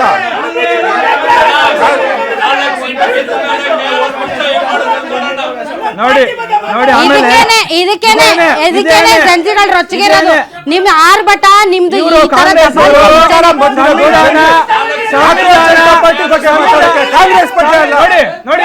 ನೋಡಿ ನಾವು ನಂಗೊಂದ್ ನಿಮಿಷ ಟೈಮ್ ಕೊಡ್ಬೇಕು. ಇವರ ಪಾರ್ಟಿ ಅಧ್ಯಕ್ಷರು ಬದಲಾಯಿಸಿದ್ದಾರೆ. Thank you very much. ತಾವೆಲ್ಲರೂ ಇಷ್ಟೊತ್ತು ಗ್ಯಾರಂಟಿ ನ್ಯೂಸ್ ವಿಶೇಷ ಕಾರ್ಯಕ್ರಮದಲ್ಲಿ ಭಾಗವಹಿಸಿದ್ರೆ ತಮಗೂ ಕೂಡ ಧನ್ಯವಾದಗಳು. ನೋಡಿದ್ರಲ್ಲ ವೀಕ್ಷಕರೇ, ನಾನು ಕಾಕ್ರೋಚ್ ಅಂತ ಈ ಸಮಾಜ, ಈ ವ್ಯವಸ್ಥೆಯಲ್ಲಿರುವಂತಹ ಕೆಟ್ಟ ಹೇಸಿಗೆಯನ್ನು ಕ್ಲೀನ್ ಮಾಡೋದಕ್ಕೆ ಈಗಿನ ಯುವಕರು ಎದ್ದು ನಿಂತಿದ್ದಾರೆ. ಈ ಯುವಕರ ಧ್ವನಿಯನ್ನು ಅಡಗಿಸೋದಕ್ಕೆ ಕುತಂತ್ರಗಳನ್ನು ಬಳಸಿ ಪಾಕಿಸ್ತಾನ, ಬಾಂಗ್ಲಾದೇಶ ಅನ್ನುವಂಥ ಪಟ್ಟವನ್ನು ಕಟ್ಟಿ ಅವರ ಅಕೌಂಟ್ಗಳನ್ನು ಬ್ಲಾಕ್ ಮಾಡಿಸಿ ನಾನೇನೋ ದೊಡ್ಡ ಸಾಧನೆ ಮಾಡಿದ್ದೀನಿ ಅಂತ ಹೋದರೆ ನಾಳೆ ಅವರೇ ನಿಮಗೆ ಸರಿಯಾದ ಪೆಟ್ಟು ಕೊಡ್ತಾರೆ. ಇಲ್ಲ, ಅವರು ಏನು ಹೇಳ್ತಿದ್ದಾರೆ ಅನ್ನೋದನ್ನು ಅರ್ಥ ಮಾಡಿಕೊಂಡು ವ್ಯವಸ್ಥೆಯನ್ನು ಸರಿಪಡಿಸುವ ನಿಟ್ಟಿನಲ್ಲಿ ಏನಾದರೂ ಕೆಲಸಗಳ ಆದರೆ ಮುಂದಿನ ದಿನಗಳಲ್ಲಿ ಜೆನ್ಜಿಗಳು ನಿಮ್ಮ ಹತ್ರ ಮುಖ ಮಾಡ್ಬೋದು. ಇಲ್ಲದೇ ಇದ್ದರೆ ನೀವು ಇದೇ ರೀತಿ ಪಟ್ಟಗಳನ್ನು ಕಟ್ಟಿ ಇದೇ ರೀತಿ ಅವರನ್ನು ವ್ಯವಸ್ಥಿತವಾಗಿ ಸರ್ವನಾಶ ಮಾಡೋದಕ್ಕೆ ಮುಂದಾದರೆ ನೀವಂತೂ ಸರ್ವನಾಶ ಆಗ್ತೀರಾ. ಇದು ಇದರಿಂದ ವಿಶೇಷ. ಗ್ಯಾರಂಟಿ ನ್ಯೂಸ್, ಸುದ್ದಿ ಖಚಿತ, ನ್ಯಾಯ ನಿಶ್ಚಿತ.